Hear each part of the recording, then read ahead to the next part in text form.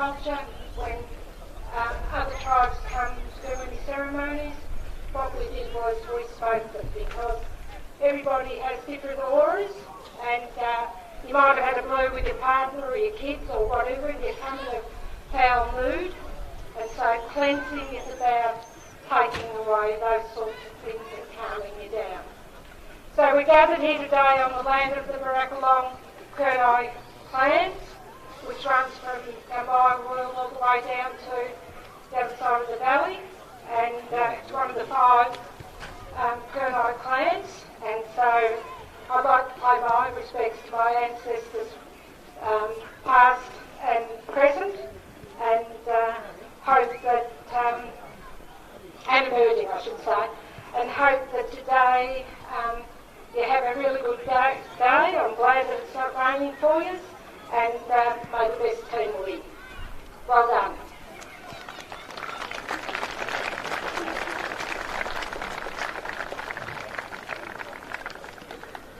I've got to tell you that if we start on the side, if you come down and grab some smoke and then go back and stand or go where you need to go, that'll be okay. Okay?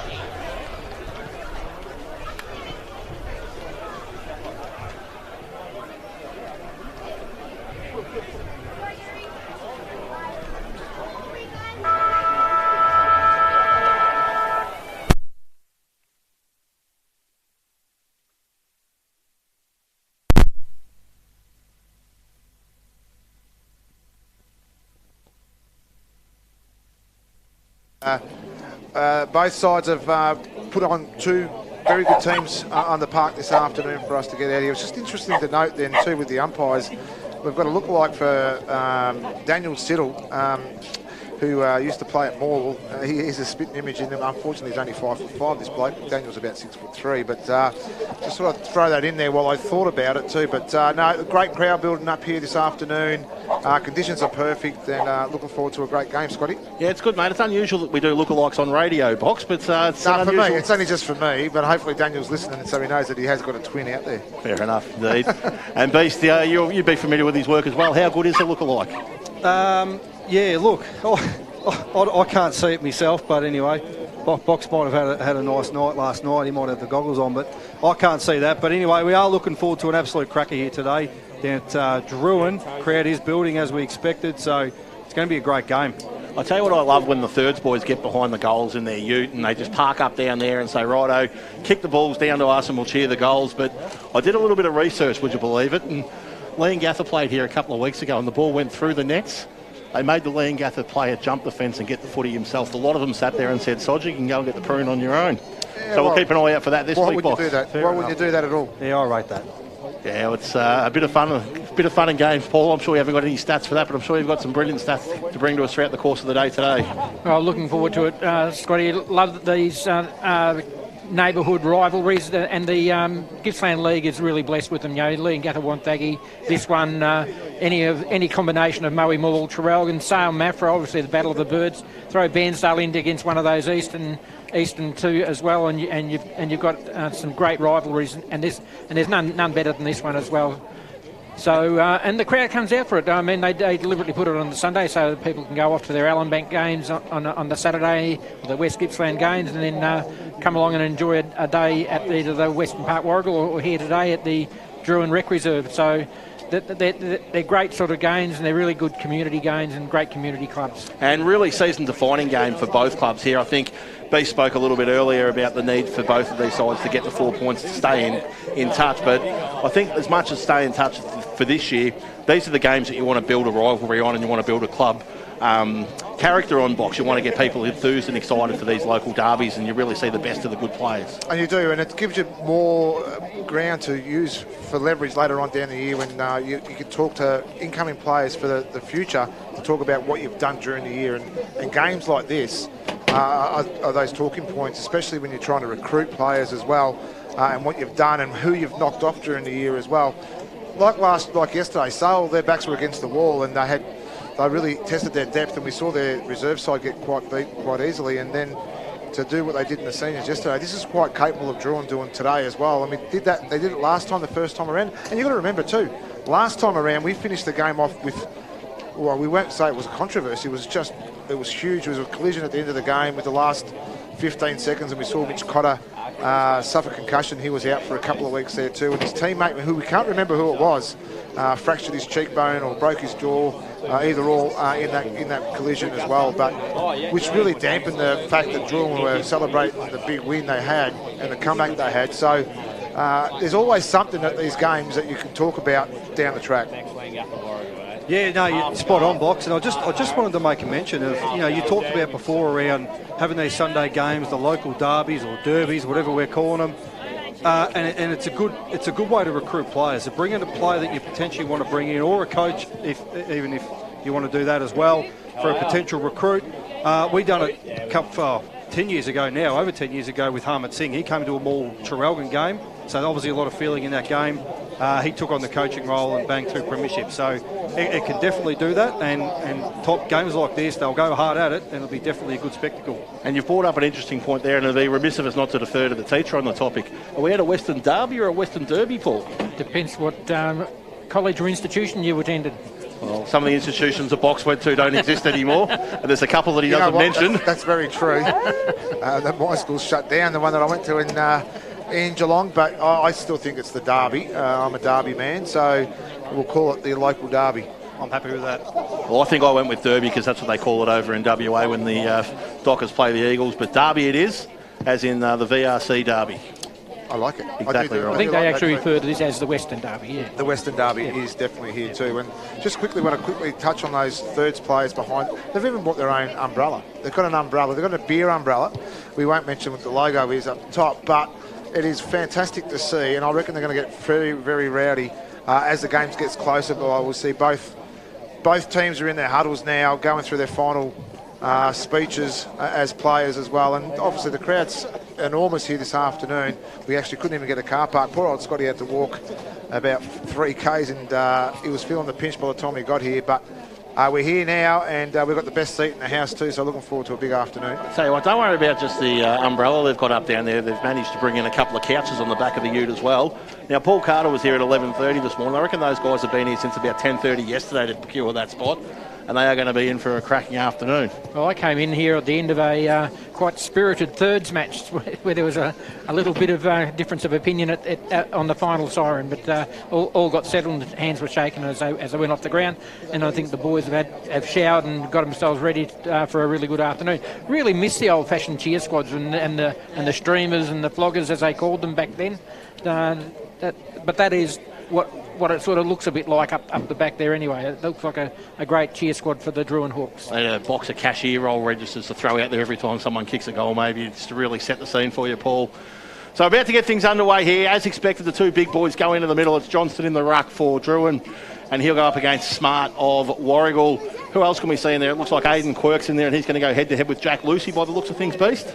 Yeah, I think that's exactly right. I think Lucy was my man for the day. So he's obviously starting in the midfield, which would be massive for Warragul. Looks clearly like him and Hobbs clearly want to get on top first again in this clash here down at Drouin. So expect Warragul to be really on top in the midfield to start up. And Hobbs has gone to Marshall by the looks of things, and Hefford, the Warragul captain's got the big job on Mitch Cotter as we get ready to get things underway here. So the umpire's got the ball in the air. I'm about to get things underway here thanks to Virtue Homes. Gippsland live action, Drouin v Warragul, a game on, and it's Cotter with the first clearance, but he can't quite get his foot to it. Goes back towards Marshall, he hacks the ball up towards the half-forward line. It sits on its end, no one able to take it cleanly. Cotter goes back in again, he's already been near the footy a couple of times. Handball out there, picks up Marshall. Marshall then flicks a handball on there to a teammate in Williams, and Williams goes forward, but the mark's cut off down there by Masterson of Warragul across half-back, and he turns defence into attack. But I'll tell you what else he does, Box, he turns the footy over straight away, and Drouin have now got on the half-back flank themselves. Yeah, that was Isaac Wallace, took the mark there on the half-back line there for Drouin. He's been told to play on by the umpire. He just chips it out wide, finds his team out wide, goes short, finds out far Marshall. Marshall's out there on the wing. He chips the ball around. They're happy to just chip the ball around at the moment now, Drouin. Marked again there. Brings the ball back inside. The first time inside 50, not quite. And the mark there is taken well there. Is it Masterson there for Drouin? It's not. For Warragul, it is definitely Siddle. But you'll find Masterson's got the footy now. The two of them out there in long sleeves just to make things really hard for us. And Masterson moves the ball laterally, comes inside, and he finds a bloke whose name we'll say a lot today in Lucy. He's got a dangerous kick to centre half back where Smart's beaten to the footy. Numbers favour Drouin. Papley picks it up and shoots a handball out to Cotter. Cotter's been hot. He snaps around the corner, but it looks like it'll be coming straight back over his head. No, really strong contest brings the ball to ground. No one can pick it up at ground level initially. Warragul have got the weight of numbers, but a strong tackle laid in there by Drouin, and they'll see a forward 50 stoppage. That tackle there was put on by Caden Wamsley by the looks of things, who trots back to the goal square. So he tossed the ball up about 40 out directly in front of the Drouin goal. No one's yet to score on the Virtue Homes scoreboard. Marshall perhaps taken without it, but the umpire says play on, so that's exactly what Drouin do. Hack the ball to the dangerous spot at the top of the square. Numbers from both sides around the footy. It stacks on the mill. The umpire circles, and he'll ball this one up box 20 metres out directly in front of that Drouin cheer squad. Yeah, great work there by Hancock for Drouin. Just got the ball into a contest. He's in the ruck there with Smart. Smart wins the ball down. No one in particular. Masters is really tackled hard. He's in trouble, I think, Box. He's in trouble here as well, where we've just seen a little bit of argy-bargy. Guys have come in to support their teammate. The umpire's trying to get control here. The umpire's actually called... Oh, he's yellow. He's got a yellow card. He's called a yellow card for the tackle. You can just only say it is for the tackle. And as we did predict too pre-game, that Masterson is going to look to zone off, and he already has done that already early in this first quarter. So with 2.5 minutes played on the Virtue scoreboard, it's Drouin down to 17 men for the next 10 minutes with the yellow card. And the other umpire coming over just to remind him it was a yellow card. I'm not sure he needed to see it twice, did he, Paul? No, I don't think so. I think he got the message. So meanwhile, back at the ranch, Warragul with the footy moved the ball into the back pocket. Lead comes down towards here in front of the commentary box, and a sliding mark attempted down there, not completed, and the ball goes out of bounds. That's Cody Fleming. He's come off. So Cody Fleming was sent off, and Mitch Cotter's back into it here with Hobbs. There's already a bit of feeling in this game, boys. It's great to see. So the umpire will toss this one in, 60 metres around from the Drouin goal. Gets a nice little bit of arc on it. The umpire pays a free kick, and it's a ruck free kick, so it's absolute guesswork to me. No, it's off the ball free kick, and it'll go to Hobbs, and Hobbs will play on through the middle to Lucy. Lucy's got runners inside, but he's a better kick than he is handball, and now he puts it on the foot and finds a target who's hit over the top of the bonce, and the umpire says not to worry, play on. Easy for him to say, he didn't get whacked in the head. And Stacks on the mill in the centre circle, and we'll have a ball up, 3.5 minutes played, no one yet to score. And there's some definite feeling in the game at the moment there too, and we know there's always going to be.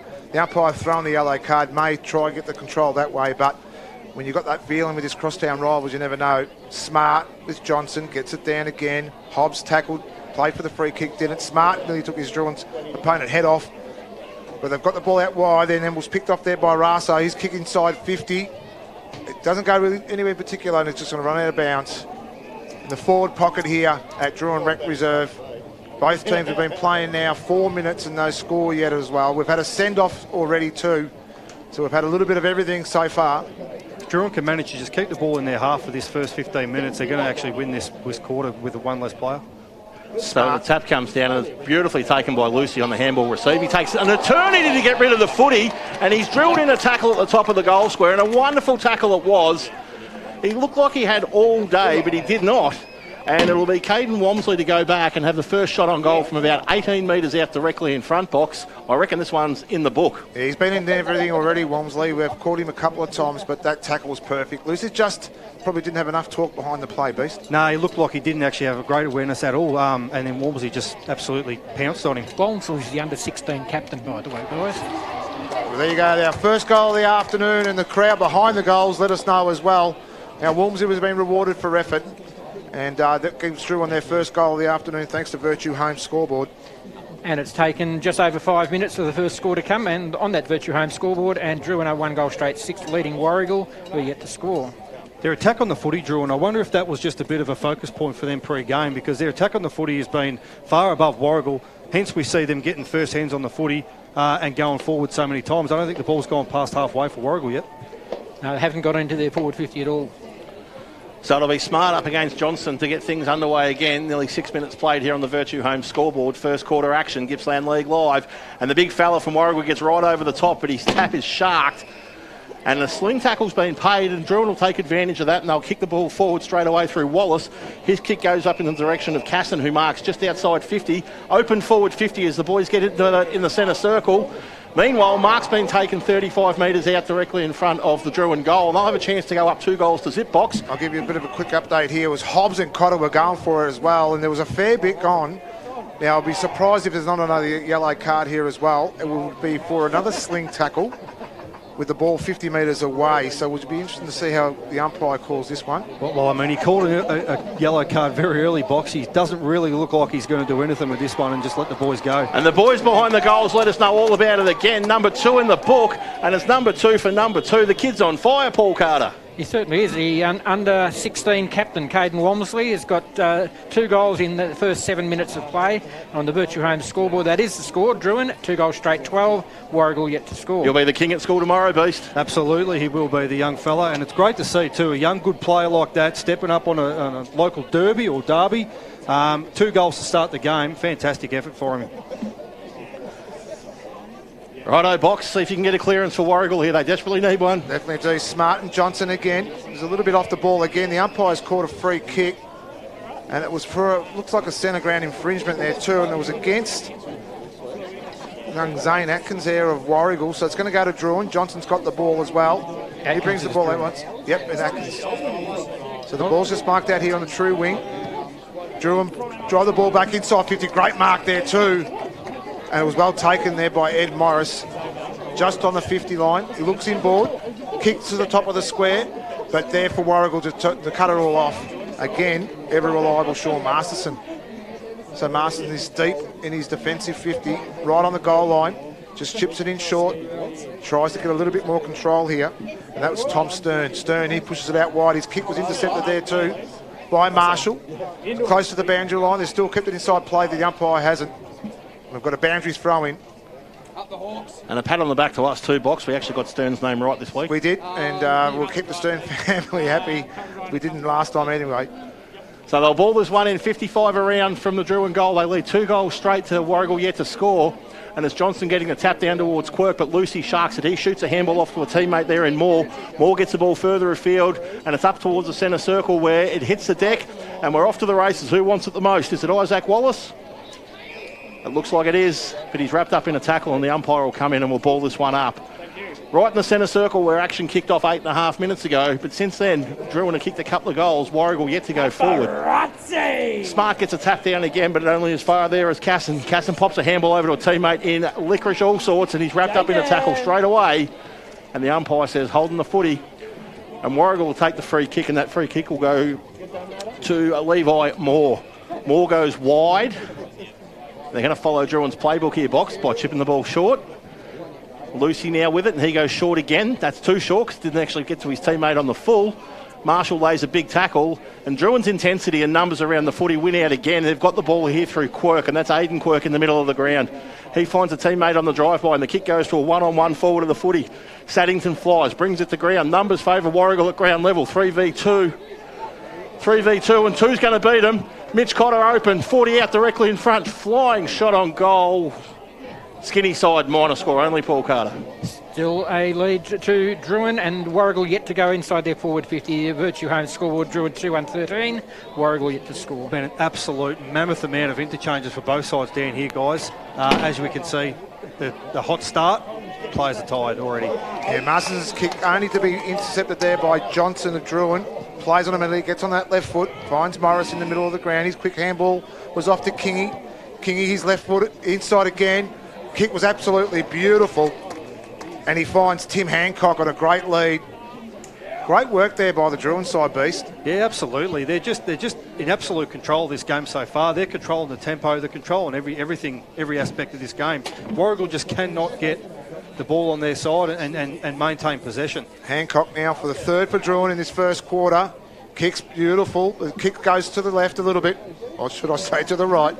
And we're through for a behind on the Virtue home scoreboard. Taking Drouin to 2-2-14, and they're leading by that margin, 14 points on the Virtue home scoreboard, 10.5 minutes first quarter. So Lucy plays on and tries to lace out a teammate, but Aidan Quirk says, not on my watch. And he's marked the footy 40 out directly in front as though the ball was intended for him. And if he's got the leg here, that's going to be 4 straight scores to Drouin. 0 forward 50 entries to Warragul, and us 4 deals all tip Warragul to win. Yeah, and that kick in for me is just not the right option in my opinion, because you look at the scoreboard, you look at the tempo of the game. He's tried to absolutely stab one straight down the centre of the ground, and it just turns over. Quirk's leg's going to come up a little bit short. The big boys fly, and it's spoiled through for a behind. Bearing in mind, of course, this is 17 plays 18, advantaging Warragul. 2-3-15 Drouin, leading Warragul yet to score. 11.5 played on the Virtue home scoreboard. Take 2 for Lucy on the kick-in drills. He plays on this time and he says, forget about the short stuff. He runs his full 25 and then kicks at 50 and can't quite find a teammate out there. And surprise, surprise, it's not going to come straight back in again, is it? No, Warragul will win this one through hands. They're putting each other under all sorts of pressure, though. And it looks like it was McLean taking the ground in a big tackle. They still can't get the ball with any meaningful purpose towards the forward 50 box. No, they don't, and it's just the intensity that Drouin have brought to the game this afternoon, Scotty, and they've been very, very good early. So Smart wins the tap again. This time they might be able to get the ball sort of moving forward, but they can't because the tackles keep coming. And even though the ball ended up there in the arms of a teammate, Warragul weren't able to advance the footy at all. And Smart wins that tap down again, and it's Quirk who sharks it. He's taken high, and the umpire says, no, he's not, Scott. He's actually dropped the footy. And Warragul will get the free kick here, and we'll go to Hefford just on the far side of the ground, slightly in the defensive end of wing. So he plays onto his right leg and laces a pass out there to a teammate, and he finds a big man who's pushed forward, and Mitch Smart. He's a kick and a half from goal, and he says, I'll put this to the top of the square. Jed Lamb 1-on-3. Jed Lamb 1-on-3, can't quite complete the mark. And Drouin will rush it through for Warragul's first score of the day, Paul. They do, and that is a 14-point lead to Drouin now. They are 2-3-15 to Warragul, 1 behind at 1 point. Do you want to call this part, Beast? So Drouin Can't see, mate. got the kick out there. The angle here at Drouin Rec Reserve is a little bit difficult for us in the commentary box, but we'll do the best that we can. Ball comes outside 50. It's 3-on-1 in favour of Warragul. Might be a free kick there, and it is. It's holding the man. It's going to go to Warragul. So we've got young Heath Jinks has won the free kick here for Warragul, just on the arc of the 50. Looking into a crowded forward line. His kick was good. The lead was good. Had plenty of space inside there for Hobbs. That's not Hobbs. It's young Zane. No, it's not. It's not even there. We'll try again. The third time lucky. It's Isaac Wallace of Warragul. He led into an open space. The Drouin side wasn't quick enough there to actually fill in that hole. So for Warragul's first for the afternoon, it's Wallace. He comes in a beautiful left foot kick right through the middle.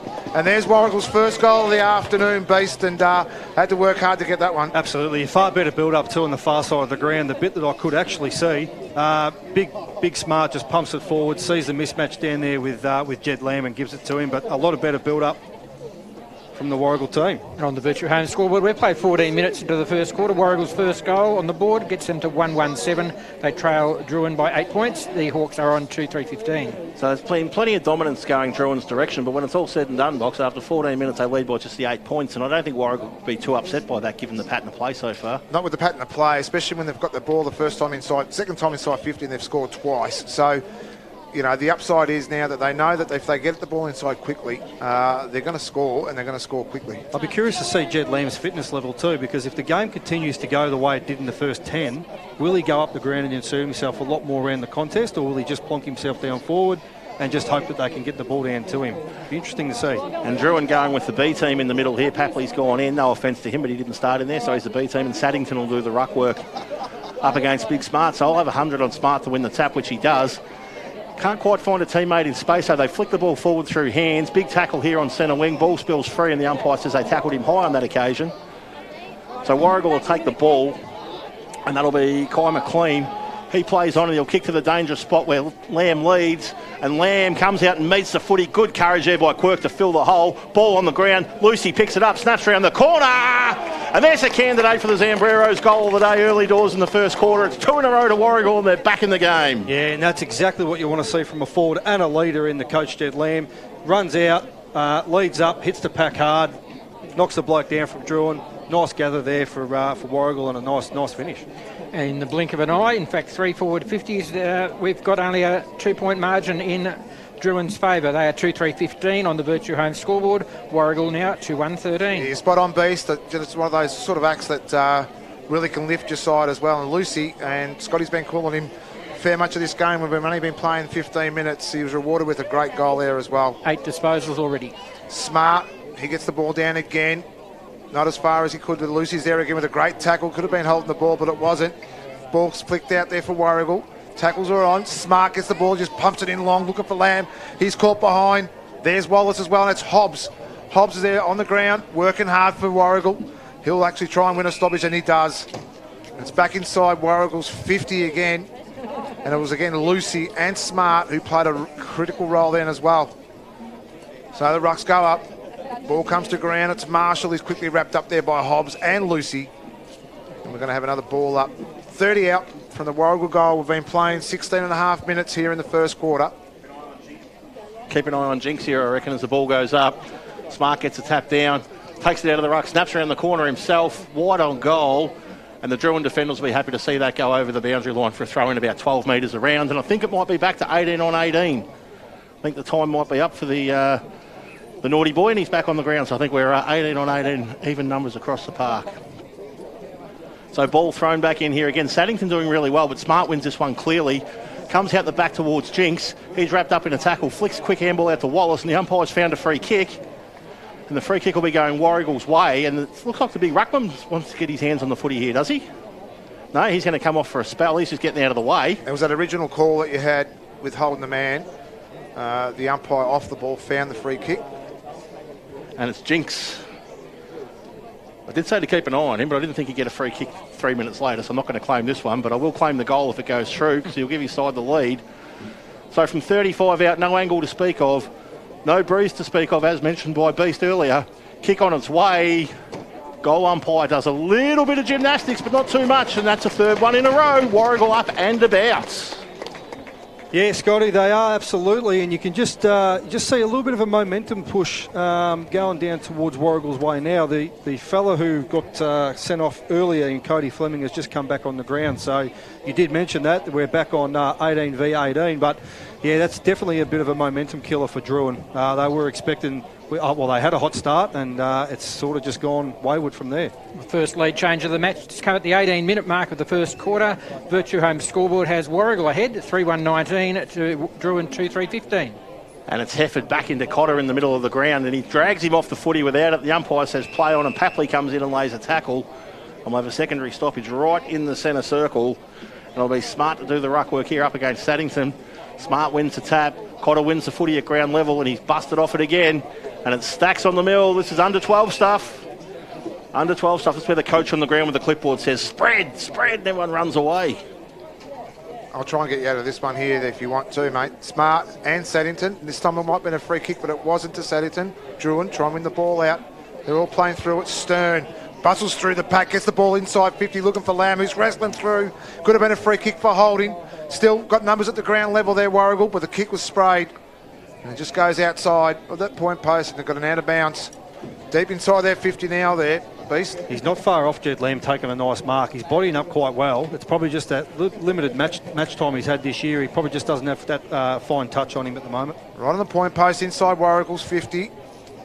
Ball comes in, Smart wins the ball down forward.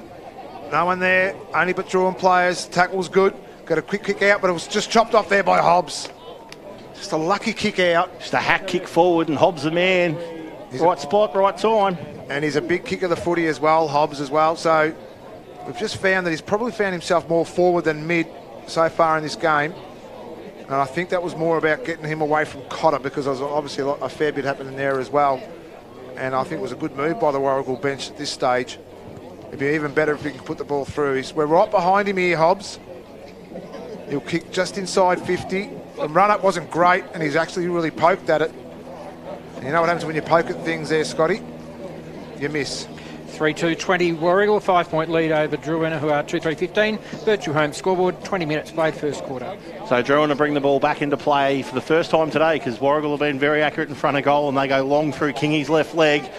Comes out here looking for Marshall. The big boys fly, and it's gone out of bounds. And not only is it out of bounds, Box, it's out of view. You can make it up yourself here. It's like doing a jigsaw puzzle with no colours on it. I might have to do a bit of commentary. There we go. One thing I can say is the umpire is going to throw it in. Well, we'll be right once the ball comes back in. So the ball comes back in now, and down in front's Marshall. He pops a handball over to no one in particular, and no one in particular turns out to be a Warragul opponent who's wrapped up in a tackle and pinged for holding the footy on the half-back flank. And if I can urge Drouin to do anything here, it'll be to switch the ball to the other side so we can see, Box. And that's what they'll do. So they'll do exactly that through Jared Marshall. He goes through the middle of the ground with half a kick, and he gets to Aidan Quirk. So Quirk just inside the centre square. He goes back to where the ball came from, and he finds a teammate there in Kai Quirk. So Quirk to Quirk, and he goes a little bit longer into the middle of the ground where he's going to turn it over, you would suspect. And they do indeed, and it's Luke Garner picking it up, but the umpire's found a free kick to go Drouin's way right in the centre circle. So Drouin into attack for the first time in a little while. Mark taken, top of the 50. Quick chip, quick pass, quick kick, and tell you what, the kid's on fire, is he? Is the kid on fire? If he's going to go back and have a shot for his third goal in his first quarter of senior footy, the 16-year-old, he's probably sitting there thinking, how long has this game been going on for? I could have been doing this for years. And that's a really good build-up there for Drouin. Obviously, as we said, the momentum swung for Warragul there, but they got a nice little break there in the centre of the ground and a good little build-up inside 50. So in comes Walmsley, straight in front, 40 metres out. Kick's gone to the right-hand side, and it's hit we've got our first doink of the day. It's hit the point post on the full. That'll be a free kick to go to Warragul in the back pocket, 22 minutes played. They lead 3-1-19 to 2-2-14 on the Virtue Home scoreboard. So deep in defence, they just kick the ball for length, and they kick it to the right spot where Big Smart was. He's bundled out of the way, and the mark's taken in front but not paid. I would have thought that was a clear mark there to Jack Fraser, but the umpire says no, I'll ball it in the air. So we've got the two prime ruckmen back at it again. And que sera, sera, it's a Warragul win. They can't get the clearance.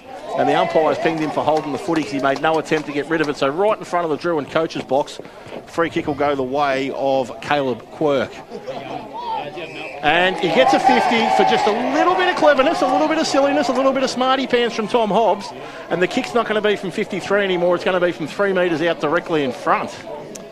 Yeah, I thought he was trying to be a little bit clever there, and I actually thought not bad what he's doing. So I'm a little bit, I don't know if that free kick was there. I really didn't. He was pushing him back every time he tried to get up. But anyway. So Quirk comes in. He could have thrown it through if he was that close, and he's missed it as well. So after giving the man on the mark a shove and being a little bit smarty pants himself, I think that's the old karma bus coming back to clip him on the way through. And Masterson brings it back in and finds Lucy in the back pocket box.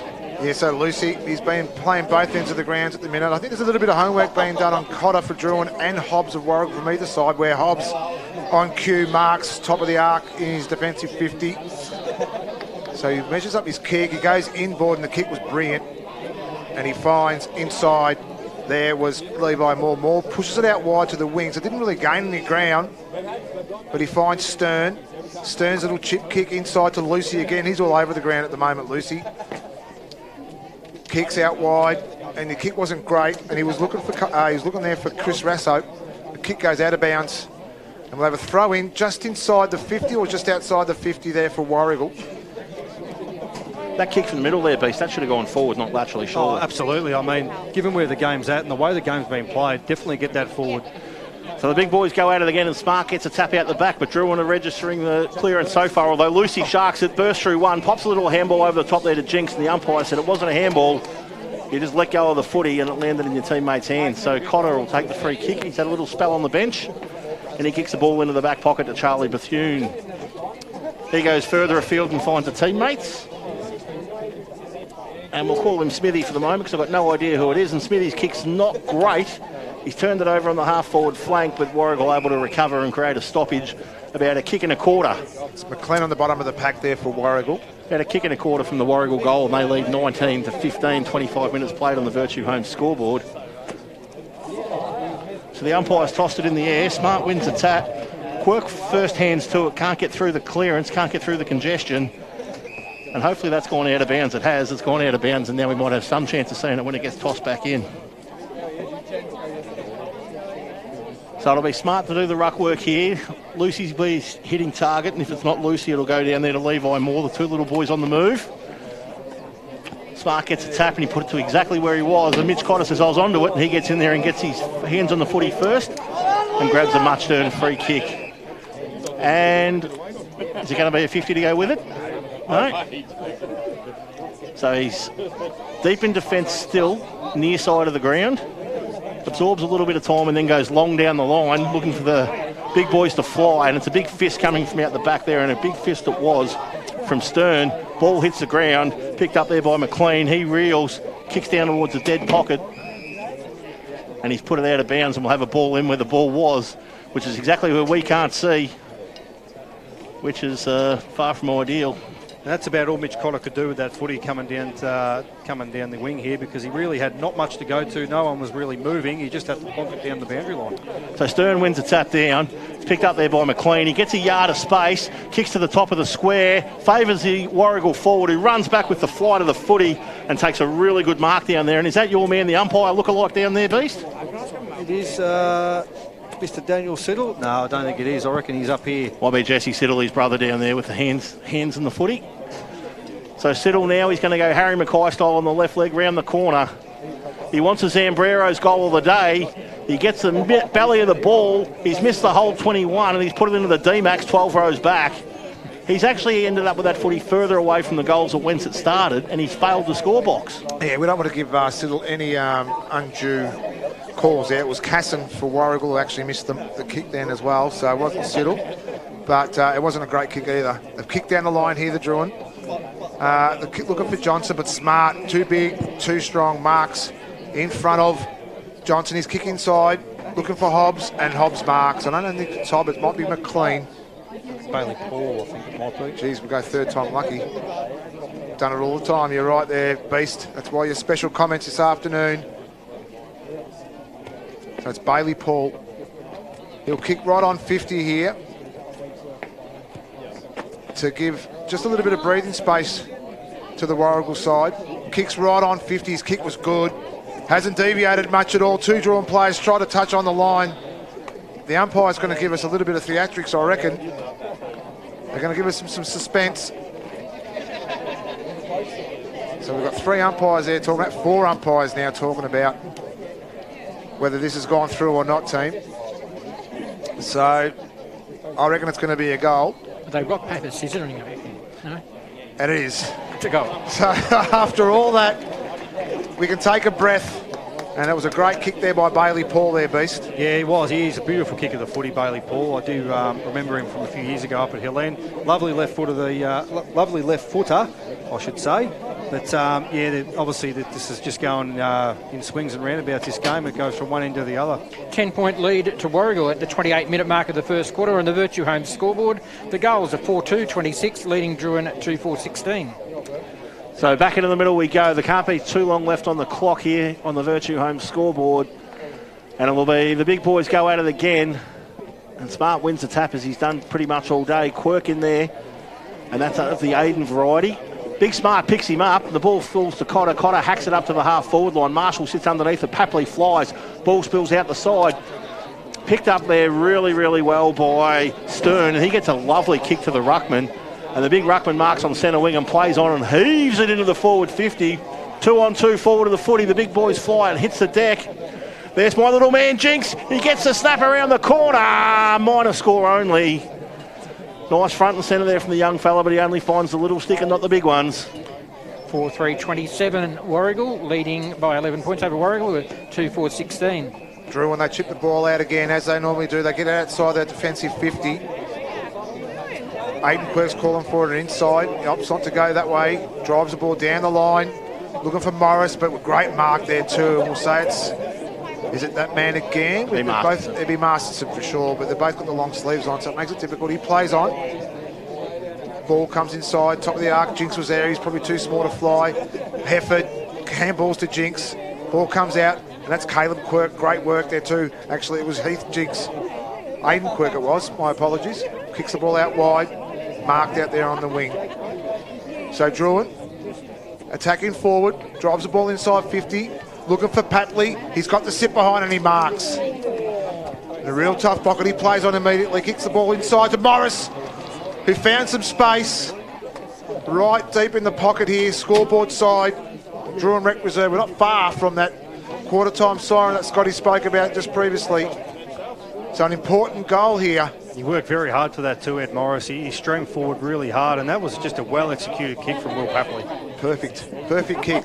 So he's going to look like the banana kick. He's going to come into play here. Umpire calls a play on. He's a class player, Ed Morris. That is a fantastic finish there too, and I'm going to give him the contender. And there's a siren, but I'm still going to give him the contender. A contender for the Zambrero goal of the afternoon. So here we are now. It's a quarter time at Drouin Rec Reserve. Got a 5-point ball game. It's the Warragul side, 4-2-26. They lead Drouin 3-3-21. Or 4-3-27 to 3-4-22. Thank you very much, Paul Carter. No, they're wrong. Yeah, they're wrong over there. There you go. Thanks, Paul. That's why you're there, Paul Carter. Yeah, fantastic quarter of Gippsland League football there. Warragul v Drouin, exactly what you'd expect. Drouin getting away to a fast start, Warragul coming back, and then the late goal through the class of Morris, evening things up pretty closely on the scoreboard. We might take this opportunity to get a few sponsors' messages in, refresh our beverages, and come back with all the second quarter action in just a few moments' time.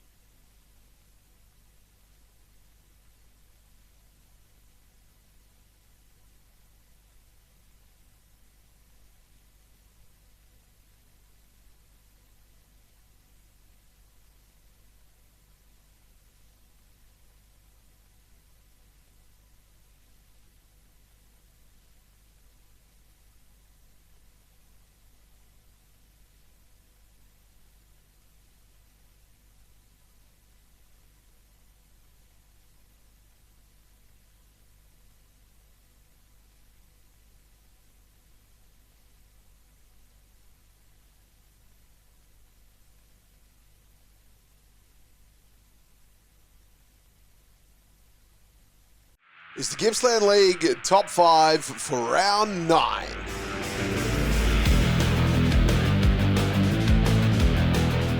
Kicking us off at number 1, Braden McCary here from Barnsdale. Started with the footy on the outside of 50. Then went into the contest. He follows all the way up, gets front and centre here, receives the handball, and then snaps it on the tight angle, kicking a great goal. Trying to be a teammate. McCary from the pocket has kicked an absolute blinder. If you don't mind, the Zambrero goal today is done and dusted. Coming in at number 2, it's Cooper Harvey here from Barnsdale. Rain is absolutely pelting down, tough conditions for footy. He swoops in, picks it up like it's dry, kicks it around the corner and scores a great goal. Not tell me they've made it. I reckon they have. It could be Cooper Harvey who made something out of nothing. Raspberry jam out of Big Poo, and Bensdale hit the scoreboard again.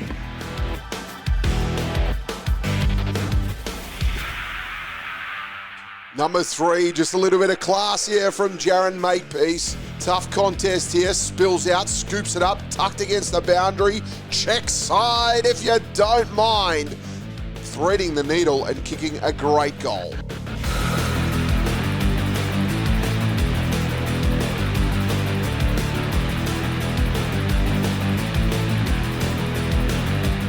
Number 4, it's Jack Hume here from Leon Gather.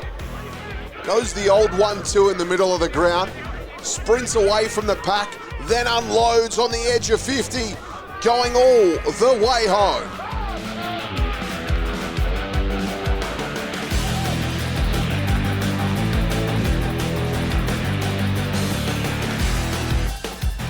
Number 5 is Jensen Garnham here.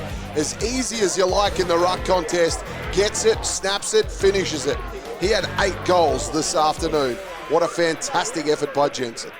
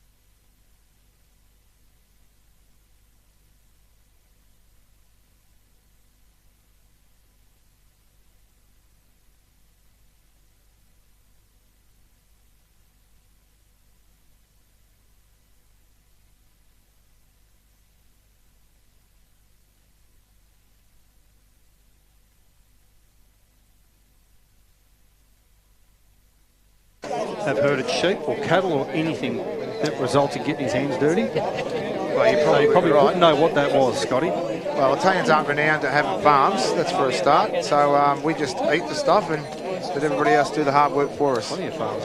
You can make nice stuff like prosciutto and all those sort of things, Box. Absolutely, mate. Can we get off food now for a minute? 'Cause I'm getting a little bit hungry. And let's talk about footy. Scotty? Yeah, well, we'll get things underway here for the Murray Racing Club. Second quarter action. Warragul going with a 5-point lead. Second quarter underway. Wash, rinse, repeat. Smart gets his hands on the footy first, and it's Lucy winning the first clearance. He hacks the ball forward. The little fella goes back with guts, little jinx, and he takes a free kick. He nearly got snapped there in half there, the little fella. But he's picked the footy up, a kick and a half from home, and he puts the man on the mark on the roller skates, runs around him, kicks towards Lamb. Speaking of sheep, but Lamb can't take the mark because he's got 4 blokes for company down there. Mark taken down there by William Brewer. Now Brewer moves the ball up towards the half-back flank here where Kai Quirk's marked. He plays on almost straight away, goes to the far side of the ground. Looks out there and finds with a beautiful pass Tim Hancock. Hancock's has spilt the cookies though. The ball's hit the deck. Springs back up there to Patrick Carpenter. He rolls and gives a handball. They use their hands well there for a moment. Then they find the foot. Lucy picks it up. Comes back to the ruckman of Smart. Smart on the run. Kicks out there in front of a teammate. But the ball sits on its end. Grabbed by Drouin, who's grabbed by his opponent. And now the boundary umpire will come in. No, the field umpire will come in and ball it up box. He will. It was Kai Quirk on the bottom of the pack there again there for Drouin. Unlucky not to get a free kick. Ruckman go at it. Smart, big tap down. Picked off there by Marshall. Chopped the kick out. Only to be intercepted there. It wasn't. Aidan Quirk's there for Drouin. Ball comes out, spills out. The umpire's found a free kick and all that. It was holding the ball. And it's going to go against Masterson. Quirk. So Quirk kicks the ball. Not a great kick either. And his brother or cousin Kai Quirk was disappointed with the kick. We're going to have done the boundaries throw in early in this quarter, Beast. I'm not sure how much senior footy young Jinx has played, but that inside 50 before where he sold some candy, his eyes lit up, I think, when he's seen the coach and just delivered, because obviously he's got a bit of star power, does Jed Lamb, but he had a 3-on-1, so he's clearly outnumbered. So the ball's thrown back in. Smart gets the tap out the back. Sorry, box for interrupting. Drouin win the footy through Kingy, go to the top of the square, and the umpire's found a free kick. And it will come back from where the kick was. No, it'll go downfield, which is an even bigger result for the Drouin boys, and they'll take a free kick at the top of the goal square. So about 11 metres out directly in front. Drouin will get scoring underway here very rapidly, courtesy of the down the field free kick, and it goes to none other than Tim Hancock. He's a big player for him, Jordan Kingy. I think they've probably missed him in the games that he hasn't played this year. I know he didn't play the game we called last time between these two sides, and his left foot off half-back is crucial for the Drouin side. And Hancock takes full advantage of the down the grounder, and first score on the board for the second quarter goes away to the home side. And on the Murray Racing Club score, that's the second lead change for the match at the 3-minute mark of the second quarter, and Drouin goes to 4-4-28, leading Warragul for 3-27. Kept a bit of an eye on Ryan Quirk's come off. It looks like he's got a bit of a corky in his upper thigh there, so he's getting a bit of work on the bench, so he should be right to run that out. This ball's back in the middle of the ground here. A great finish there by Hancock. Gives Drouin back the lead by a point. So Smart and Johnson. No one really won the mark. The tap down there. McLean was heavily tackled as well. The umpire found the same one. The umpire off the ball and actually gives the free kick to Cotter. So it's going to go to Cotter. He claps his hands saying, you can keep working on me, but I'm going to keep racking them up. So it's Cotter in the middle of the ground. Drives the ball long. Drives it inside 50, but there's Masterson again. Warragul takes a great intercept mark. Plays on immediately to Lucy. Lucy's kicked down the line. Looking for Casson. He couldn't mark. Ball comes to ground. Great bump there too. Casson's still there. No, it's not even Casson. It's Bailey Paul. And we'll try again. It's Thomas Kroll. So Kroll wins the free kick. Goes out to Wallace. Beautiful left foot kick inside. Looking for Smart. He marks over the top. He had the height there as well over San Antonio. Kicks the ball long quickly. Looking for Lamb, who's one-on-one. Wrestles his with his opponent. Ball's going to go out of bounds. And we've seen that all afternoon too with Lamb. They're trying to get that one-on-one, but Drouin seem to be smart enough to work that one out, and they lag off and they double team him every time the ball comes inside. Just got to get it to his advantage. Shaw is attracting a crowd as the ball's tossed back in, right next to the goalpost for Warragul, but Drouin win the footy and win the clearance. The kick comes out here towards Quirk and he hovers underneath it and takes a nice little chesty. So Kai Quirk will just settle things down here. He's got a short one on there if he wants to use Marshall. He doesn't. He plays on and now goes even shorter, and he kicks to the cousin, but the cousin's mark's intercepted by the brother. And by that I mean he was trying to find Aiden and he found Caleb, and then Caleb's kicked it to Aiden. If you kept up with that, you're obviously a member of the Quirk family. Aiden's told to play on. He turns the footy over in a dangerous spot, then wins it back. And finally, someone other than Quirk will get their hands on the footy, and it'll be Marshall out here on the halfback flank, and he'll just steady things down to those. Wrapped up in a big tackle. A big tackle, and the umpire says play on. And the ball's eventually thumped out of bounds on the full. And Warragul will get the free kick they probably deserve 30 metres further up the field. Yeah, that was holding the ball every day of the week, Scotty. So Warragul now with the ball directly underneath us. 2 full kicks from home. Kick goes to McLean, 3-4 fly, ball on the ground there to be 1. Rasso picks it up, and he's wrapped up in a tackle straight away by Johnston, and the big ruckman won't let him go. And we'll have a ball up on the 50-metre arc, 5.5 minutes played, 1 point the difference. Drouin leading on the Moe Racing Club scoreboard box. Smart, he wins the ball back down. Rasso's there, Lucy's there for Warragul as well. He's wrapped up, gets a little smart little kick out, looking for Wallace. He couldn't mark Cotter, picked it up well. Gets the handball into Marshall. Marshall drives the ball long. It's an open field here. It's going to be a foot race for all of them. Getting back there for Warragul was Daniel Smart. Then it's good there, Drouin, with Hancock there as well. Creates a stoppage. It was a good little win there too for Drouin, because Smart was there and had a few teammates as well, but Hancock did enough there to stop that beast. Speaking of Smart, you're on 5 before, so I didn't want to cut in on your box, but Jack Casson here was outnumbered in a contest in the air, and all he had to do was tap it on over to his advantage, and that's exactly what he did, and Warragul nearly went inside 50 again. So we've got another throw in here just around from a Warragul goal. Drouin goals, I should say. On fire today. Smart wins the ball down. Numbers are there. The pack's going to form again. We're going to have another stoppage here too, Scotty. Every single player in one half, if not 1/3 of the ground here, box. Let's try and change tactics and see if we can't get the ball out. So the umpire will come in. Free kick. No, found a free kick. Found a free kick, box. Yeah, I'm not sure what that was for. Oh, it's a send-off E2. He owes the side 1, Fleming. So Fleming, out of nowhere, has got a free kick. 25 metres out on a 45-degree angle. He comes in. He doesn't look overly confident, I'm going to say. Kick on its way. Don't know why he lacked the confidence. That's a ripper. That's his first major. And here come the Hawks. Looks like it could have been his first goal with the club as well, because every Drouin player has made their way over to Fleming as well. I'll just say, it looks like something's happening off the ball. I'm not sure whether there's been a free kick played off the footy to Warragul. They're getting heavily in discussions with the umpire. There was a Warragul player on the ground right at centre-half forward there, and it's starting to heat up a bit there. Mitch Cotter's involved. So we'll just keep an eye on that one, boys. 5-4, 34 Drouin on the Murray Racing Club scoreboard. A 7-point lead over Warragul, who are on their quarter-time score of 4-3-27. So back in the middle we go. First clearance after a bit of an incident like that's always a big one here, so let's keep our eyes peeled as the umpire tosses it in the air. And it's Smart over Johnson. Smart wins a tap down. Picking it up there, though, was Quirk. Quirk hacks the ball forward. 2-on-2 ahead of the footy. Bit of a hold of the jumper there, not seen by the umpire. Ball gets out the back. Picked up down there by Jake Hughes. He then lays a big tackle. And the umpire will come in and ball this one up. And you're right, Beast, this has gone up a notch. I like it. Bit of feeling down there. That was a very, very strong tackle by Jake Hughes. He may have been involved in that little altercation prior. So it'll be Smart to do the ruck work here. He can't quite get his hands on the footy, and Hancock does well to keep him away from it, keep the ball in that forward 50. Picking it up and trying to barrow his way through there was McLean, but he only got about 2 yards, and the umpires come in to ball it up. And it's still a little bit of push me, shove you, a little bit of niggle. The umpire do well to get this one in the air pretty quickly, and that's exactly what he does. Smart reaches over the top and gets his hand on it this time, and then gets a kick off the ground, but only as far as Quirk. He's wrapped up in a big tackle. A big fair tackle at that, taking him to ground, but no sling involved. And we'll have a ball up 55 metres out from the Drouin goal. A couple of goals to them this quarter sees them lead 34-27, 9 minutes played. And have we attracted a crowd there? There's 3 umpires and about 25 players within a yard of the footy. So the umpire now takes a little bit of time as the boys still get into it off the footy. I reckon chuck it up, Box. I reckon chuck it up and just let them get on with playing footy. No, he's dead. He's school teaching him. He definitely is. He's definitely having a good combo with him as well. And now we finally get the ball up in the air. And Smart wins the tap down. No one able to take it cleanly.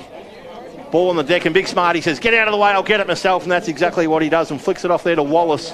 Wallace finds a teammate further afield via the hands. A quick kick, only gets to centre wing. And we'll have a ball up directly opposite us. It favours no one, directly in the middle of the ground, far side of the venue. Nearly 10 minutes played. 34 plays 27. Drouin lead Warragul box. They do. I think the umpires now will probably try and find a free kick just to try and open it up a little bit as well. So we've got Smart and Johnson. Smart again wins it down. Great tap. Only to be cut off there. Only to be cut off there by, I couldn't even pick what it was. It was Zane Atkins. Brings the ball down inside. Ball picked up there by the Warragul defence. Brings the ball outside of 50. There he is again. Atkins really had his head ripped off. Tell you what, this game is really definitely has lifted a notch. And it's going to get ugly too if the umpires don't get control. I was just going to say, there's that much feeling in this down this end of the ground. I wouldn't be surprised if we're going to see another card. And it's every contest. So every contest they're doing the same thing. Ball just chips sideways to Kingy. Wheels into that beautiful left foot. He drives the ball inside 50 at the top of the goal square. Walmsley's there. He couldn't mark. Ball comes to ground. We're going to have it a throw in. Deep inside Drouin's forward line here. He'd be disappointed, Walmsley, there, because he had the set. He had both hands to that. He was nearly uncontested. That marker would just slip straight through his hands. So the umpire will toss this one back into play, right up hard against the Drouin goal. Smart as he does, wins the tap. Lucy gets it, handballs backwards. They go through the hands. I reckon someone might want to rush this through, but instead they concede another boundary throw in. Another stoppage in that forward 50 for Drouin. They're setting up a tent down there.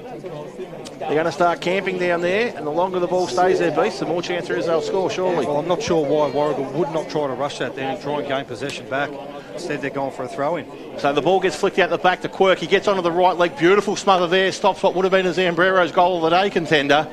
Slung around in a tackle. Ball comes back to Quirk. He goes back through the hands there, finds a teammate in Max Williams. He goes top of the square. He goes better than top of the square. He goes through the big sticks for a contender for the Zambrero's goal of the day. And it's 3 in a row to Drouin in the second quarter. Bit of late swing there. That is an absolute cracking finish by the young fella there. So that's a bit of a killer for Warragul, because they had the opportunity to kill the footy there. They chose not to. They chose to go out of bounds with it, and that's the end result. That was a 40-metre snapshot. Unbelievable. 12 minutes played in the second quarter, and we're on the Murray Racing Club scoreboard, where Drouin are leading by 13 points. They are 6-4-40 to Warragul, still on their quarter-time score of 4-3-27. Maybe that niggle now is what's doing Drouin some favours too. Maybe put Warragul off their game a little bit, because they've had all the play so far in this quarter. Smart gets the ball down. Wallace couldn't pick the ball up. Picked off there by Marshall. The ball wasn't picked up at all. Could have been a free kick to Lucy. Umpire says play on, which is incredibly... It's like a big wrestling match out here at the moment, though, too, boys, because they are throwing everything at it. The umpire just let that one go, and I think there could have been a free kick. So it's Johnson and Smart. Smart down again. Only to Quirk, who gets the ball out. Smart picks it off. Gets the handball out. No one into really particular. Ball's going to be popping around here. Finally then picked up then by Zane Atkins of Drouin. Ball comes to ground. We're still wrestling through Kingy. Great handball out. Only there just to be picked off then too by Luke Garner. Luke Garner drives the ball inside. A great kick to Paul. He drops what he should have taken. Ball comes outside of 50. Handball's inside. Now again, Paul can't win the ball again. Garner's there for Warragul. Still hasn't won control of the ball. Still wrapped up. Handball out to Paul. Pushes the ball out wide to Siddle. Kicks the ball inside there too. But there is Quirk, another Quirk as well. He couldn't mark. Gets the ball out, kicks out wide. Just dumps the kick long. And it's nearly marked there by Aiden Quirk. Picked off there by Hobbs. His kick inside to Smart. He's wrapped out there by Johnson. And wow, what an absolute crazy passage of play where we saw it go kick to kick for about 30 metres each way. And the ball is on the top of the 50 there for the Warragul side. So Smart wins the tap down, puts it into a little bit of space there for a teammate who's tackled high. Did the umpire see what I saw? No, he did not. He's a lot closer too, Scotty. And he was right in front of it too. Not to worry, nonetheless. Ball will go up in the air, 20 around from the Drouin goal. They need one quickly, and Quirk says not on my watch.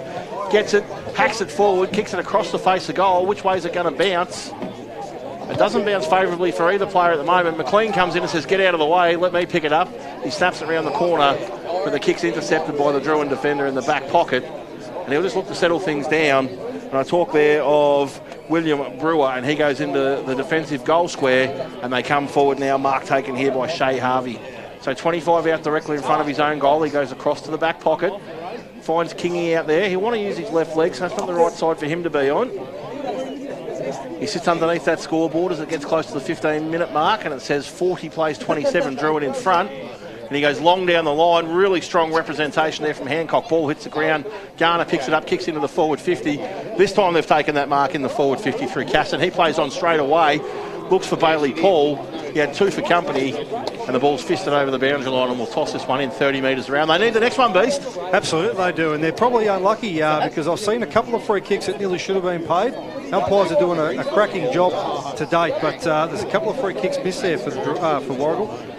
So Saddington, he might have won himself a free kick. He hasn't. There you go. He's given it away. It's a great call there, Beast. So the free kick has been won by Smart of Warragul. Be 30 metres out on a 45-degree angle. Right in front of the third support group there in front of the scoreboard. Comes in at all kicking style. Might be effective here. No, it's going to drop short. And it's well marked then too. That was Kingy. He plays on immediately. Ball comes in board. Finds Kai Quirk. Quirk puts the ball out wide. They're playing a little bit of keepings off at the minute. He goes to another Quirk. That's Ryan Quirk. He's still got plenty of time. He's calling players forward. Does a little bit of a shuffle. Still got the ball in his hand. Gets the handball out to another Quirk. That's Kai. Still with the Quirks. I'm getting the Quirks at the moment. Ball, kick short. Kick wasn't great. They mucked around with it then too. Then the drawn side where Lucy, again, kicks the ball and spreads the ball wide. Ball comes in board. Ball there is marked there by Casson. So Casson on the left foot, drives the ball inside to Hefford. Hefford has control. He steadies the ship a little bit here. Plays on. He's looking for Lamb down deep. Ball, the kick's not great. And well marked there in front. It was a great mark too in the end by William Brewer. Kingy inside his defensive 50, calls the player where to go. Kick was good and marked inside there by James McCullough of Drouin. So they've owned the footy for the last little bit here, Drouin, but they haven't looked like scoring for a couple of minutes, and he'll go directly backwards. Mark taken down there by Charlie Bethune. He comes in with a short one to a dangerous option. Ball on the ground to be won. Kingy says, get out of my way. He wins it. He finds Cotter. Never a bad idea. Cotter gives and goes, gets the handball back, and his kick has luckily found the foot there of Tom Johnston to keep it away from Warragul temporarily, but Masterson picks it up for Warragul. Kicks forward. Big mark and fly. Can't complete it. Ground level now. Ball's picked up to Garner. Garner reels onto his left leg. Beautiful kick. He's got plenty of numbers there. Dish the handball off to Rasso. No, they don't. They kick it forward instead, and Lamb on the charge. And he takes the grab. 35, 38 metres out. No angle to speak of. First time he's had one-on-one, and he's taken the clunk. Now, this is the 6th inside 50 they've had in a row, Warragul, and they've scored nothing this quarter. And as good forwards do, he just put his hands straight out. The ball's either going to land in his hands or he's going to get a free kick for chopping. But, yeah, the ball, between both sides, it's just been going between half forward at each end. So, as you said, Paul, first opportunity for a little while for any sort of score. So in comes the coach. 18 minutes gone. He side trails by 13 points. 40-odd metre kick. No breeze, no angle. Kick on its way. Looks good. And he celebrates the moment the leather hit his shoe, and that's through the big sticks for their first goal of the second quarter. And that's what they needed, Warragul. They just needed someone to steady the ship and insert the coach, all the experience he's got at higher level and stuff. So he just comes in, takes a nice mark, nice little finish for Warragul. And that brings the margin in Drouin's favour back to 7 points. We've played 18 minutes of the second quarter, and this is Warragul's first score for the term. The Murray Racing Club scoreboard sees the goals up to 5-3-33, whereas Drouin are leading with 6-4-40. And isn't it funny, Box, since the heat's come into the game, Kingy has really stood up across the half-back line there for Drouin. He loves it, doesn't he? He loves the action and the intensity. He does, and he's got a sweet foot as well, so he knows how to use it. Daniel Smart of Warragul wins the ball down to Cotter. Cotter gets a quick handball out, not great. Zane Atkins under pressure gets a quick kick out. The mark not taken there too. Could have been a free kick against young Jinx, but it's not. Played on immediately. There is McLean of Warragul. Got a handball out. Jinx is back in the action again. A quick little chip out. Wasn't great. Oh, the mark was dropped inside. Lamb there. Gets the handball out. Picked up there by Paul. The kick is great. The snap is gone. It's even better. Thomas Kroll. That is Thomas Kroll of Warragul, who has a quick snapshot there too. The Drouin play would have been ruined the mark that he could have had. Absolutely. And Kroll just swooped on that and kicked a beautiful goal. Sorry, mate, there's two opportunities there. That drop mark, he had bloody 3 metres on him. So clearly just a drop mark and error there. But the Drouin player up at leaving the centre of the ground completely kicked it the wrong way. Kicked it to centre half forward for Warragul, which resulted in them pressing hard forward and goal. And after all that, there's only 1 point the difference at the 20-minute mark of the second quarter, with the Murray Racing Club scoreboard seeing Drouin 6-4-40, leading Warragul 6-3-39. Unusual, a drop mark could be the Morwell Bowling Club. Big moment too, but that's exactly what it was, as Smart goes up and wins the tap down again. This time though, they're going to win it through ground level Drouin. They hack the ball forward. Garner out there can't take it cleanly. Who wanted it most? Quirk does. Ball there to be won. It's a hot footy. It spits out the back. No one's able to take it cleanly. Even Lucy, the class of him under this sort of pressure, can't even pick it up cleanly. Quirk now gets it onto his right shoe, puts it out in front of the leading forward. Get there, he does Hancock. And he takes a cracking mark down low on the slide. And he'll go back hard up against the boundary line from about 40 metres out. Tough shot, this one, Box. It definitely is, but one thing about Hancock's game today is just found space and left Hughes behind a few times. But the kicks have been just as good. Naden Quirk using the ball inside 50. What he's got to do now is just finish this off now, Hancock. So he comes on in, deep in the pocket. His kick wasn't great, or is it great? Yeah, his teammates do like it. So Drouin get the response they needed, and they did that within about 2 minutes of the last goal from Warragul. So a great finish there by Hancock. It's just hard to separate, isn't it? Warragul go forward, kick a couple of goals, get back on top, back straight down the other end. Drouin get another goal and put themselves back in front. 6 scores this quarter, boys, and they're all goals. 4 goals to Drouin and 2 to Warragul, seeing the margin in Drouin's favour 7 points, 21 minutes into the second quarter, with the Murray Racing Club scoreboard having Drouin at 7-4-46, Warragul 6-3-39. And a hot second quarter it's been. We get back into the middle of E. Johnston up against Smart. Neither able to win it. And ball at ground level there, picked up by Quirk. He's wrapped up in a tackle straight away. Busting out with the footy in his hands though as McLean. He gets a little handball over there to a teammate who's dropped as he kicks it, gets the ball up to the half-forward line. And little Jinx off to the races. Have a bounce, young fella. That's exactly what he does. He crosses the 50, laces out the pass and finds a teammate's chest. And a really good mark by Thomas Kroll, 40 out. He goes on a little short pass again. Never go wrong. Kick into the coach, can you, Box? You can't too. And one thing that we should make note that Lamb's put himself on the ball here just deep into this last quarter, maybe just to give himself a little bit more bite. But he did work hard to work inside 50 again. But Jinx's play inside, the balance of the young player as well. His play went to ground, his opponent, and he was good enough to get on his wheels and get this ball inside 50. So Lamb aiming for his second goal this quarter as well. We'll say this is a pretty tough angle from where we're standing right now, but we know the class that he is. So Lamb kicks it through the ball. The ball's carrying through, but there's numbers there for Drouin. Marked on the last line of defence there too. One thing you never do, Box, is celebrate with your hand in the air before you kick it. Nah, and that was Johnson who got the ball out. Cotter handballs his head over his head, off there to Quirk. Quirk kick wasn't a great kick, but it was lucky enough to fall into his teammate. Actually, the umpire's called a shepherd here. So it's a shepherd. It was against Fraser. So the ball comes in back inside 50 for Warragul. Yeah. Not a great kick. It wasn't a great kick at all. There was a great mark there too, taken by Caleb Quirk in his defensive 50. Pushes the ball out wide. Goes to another Quirk. That's Ryan Quirk. Handballs back. He's under a little bit of pressure here though too, but smart enough to get the ball out. Ball comes inside 50, but a great tackle there. What a brilliant tackle by a heifer, the captain.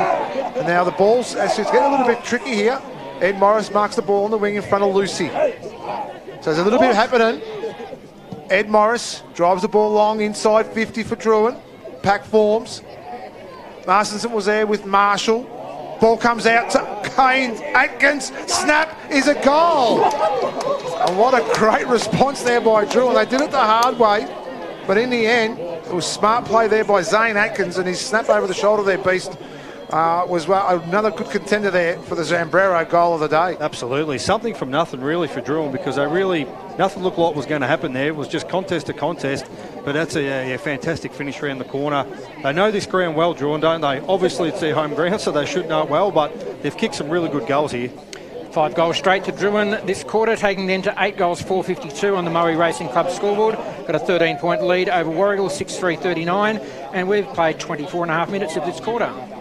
So it's Smart up against Johnston again. He gets a tap down to Lucy. He's tackled straight away by Marshall.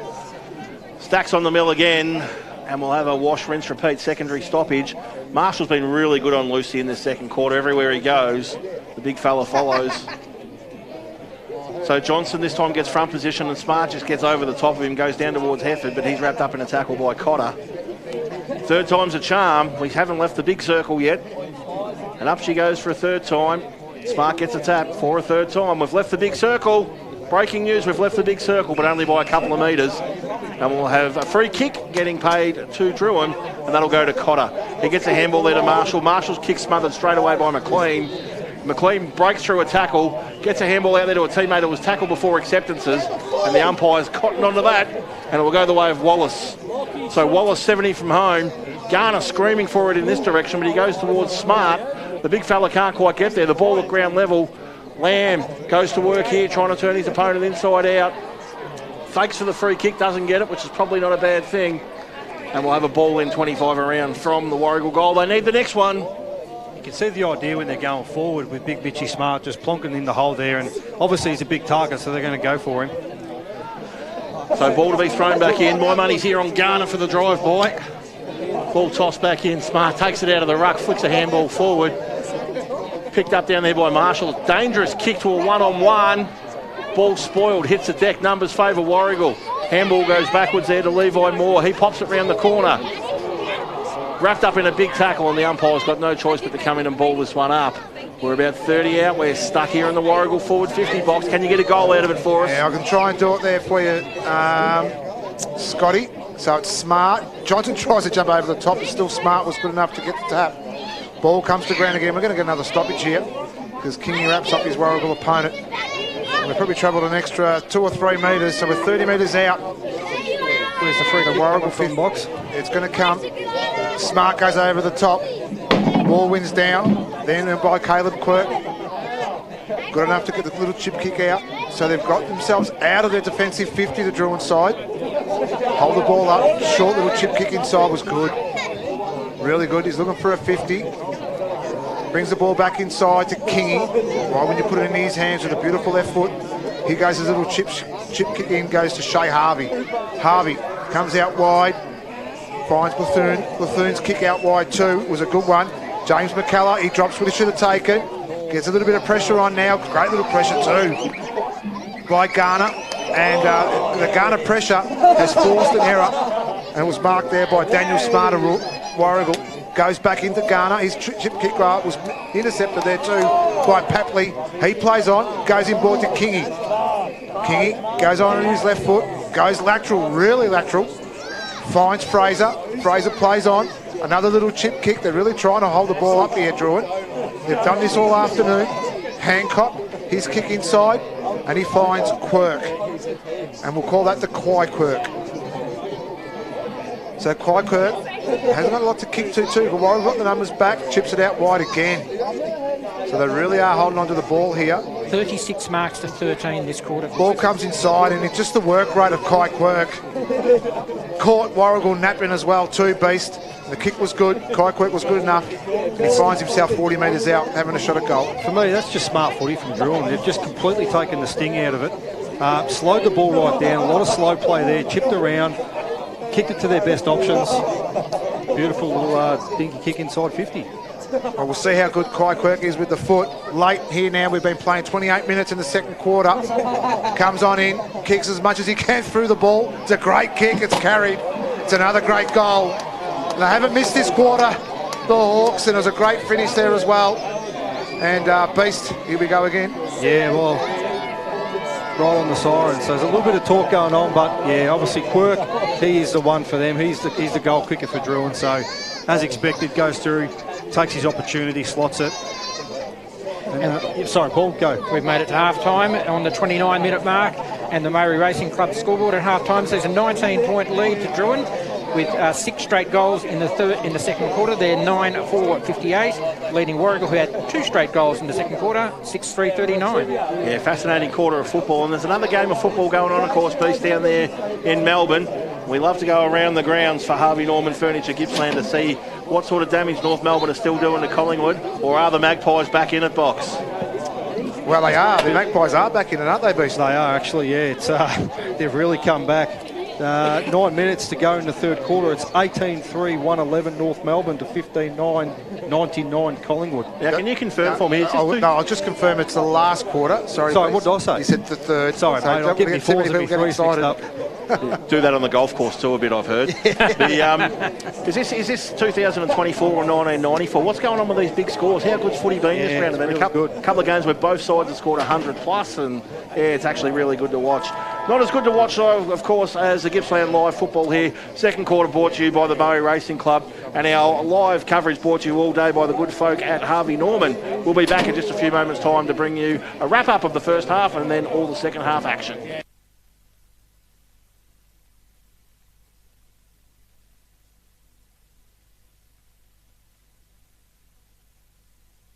It's the Gippsland League top 5 for round 9.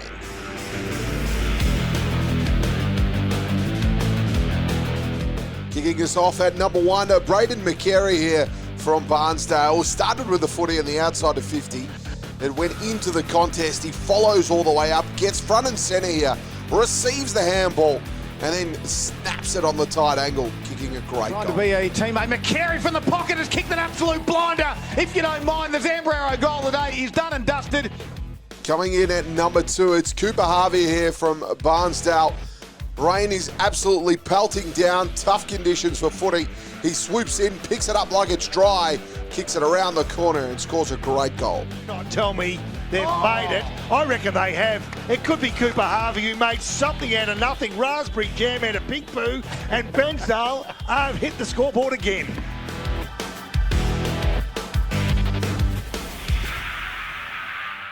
Number 3, just a little bit of class here from Jaron Makepeace. Tough contest here, spills out, scoops it up, tucked against the boundary, check side if you don't mind. Threading the needle and kicking a great goal.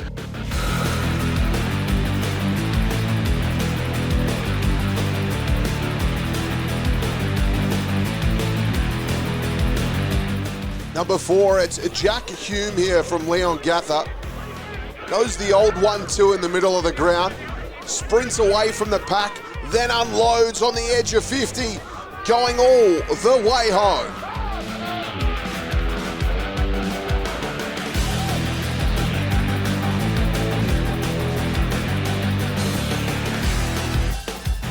Number 5 is Jensen Garnham here.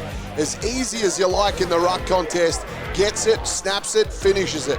He had 8 goals this afternoon. What a fantastic effort by Jensen.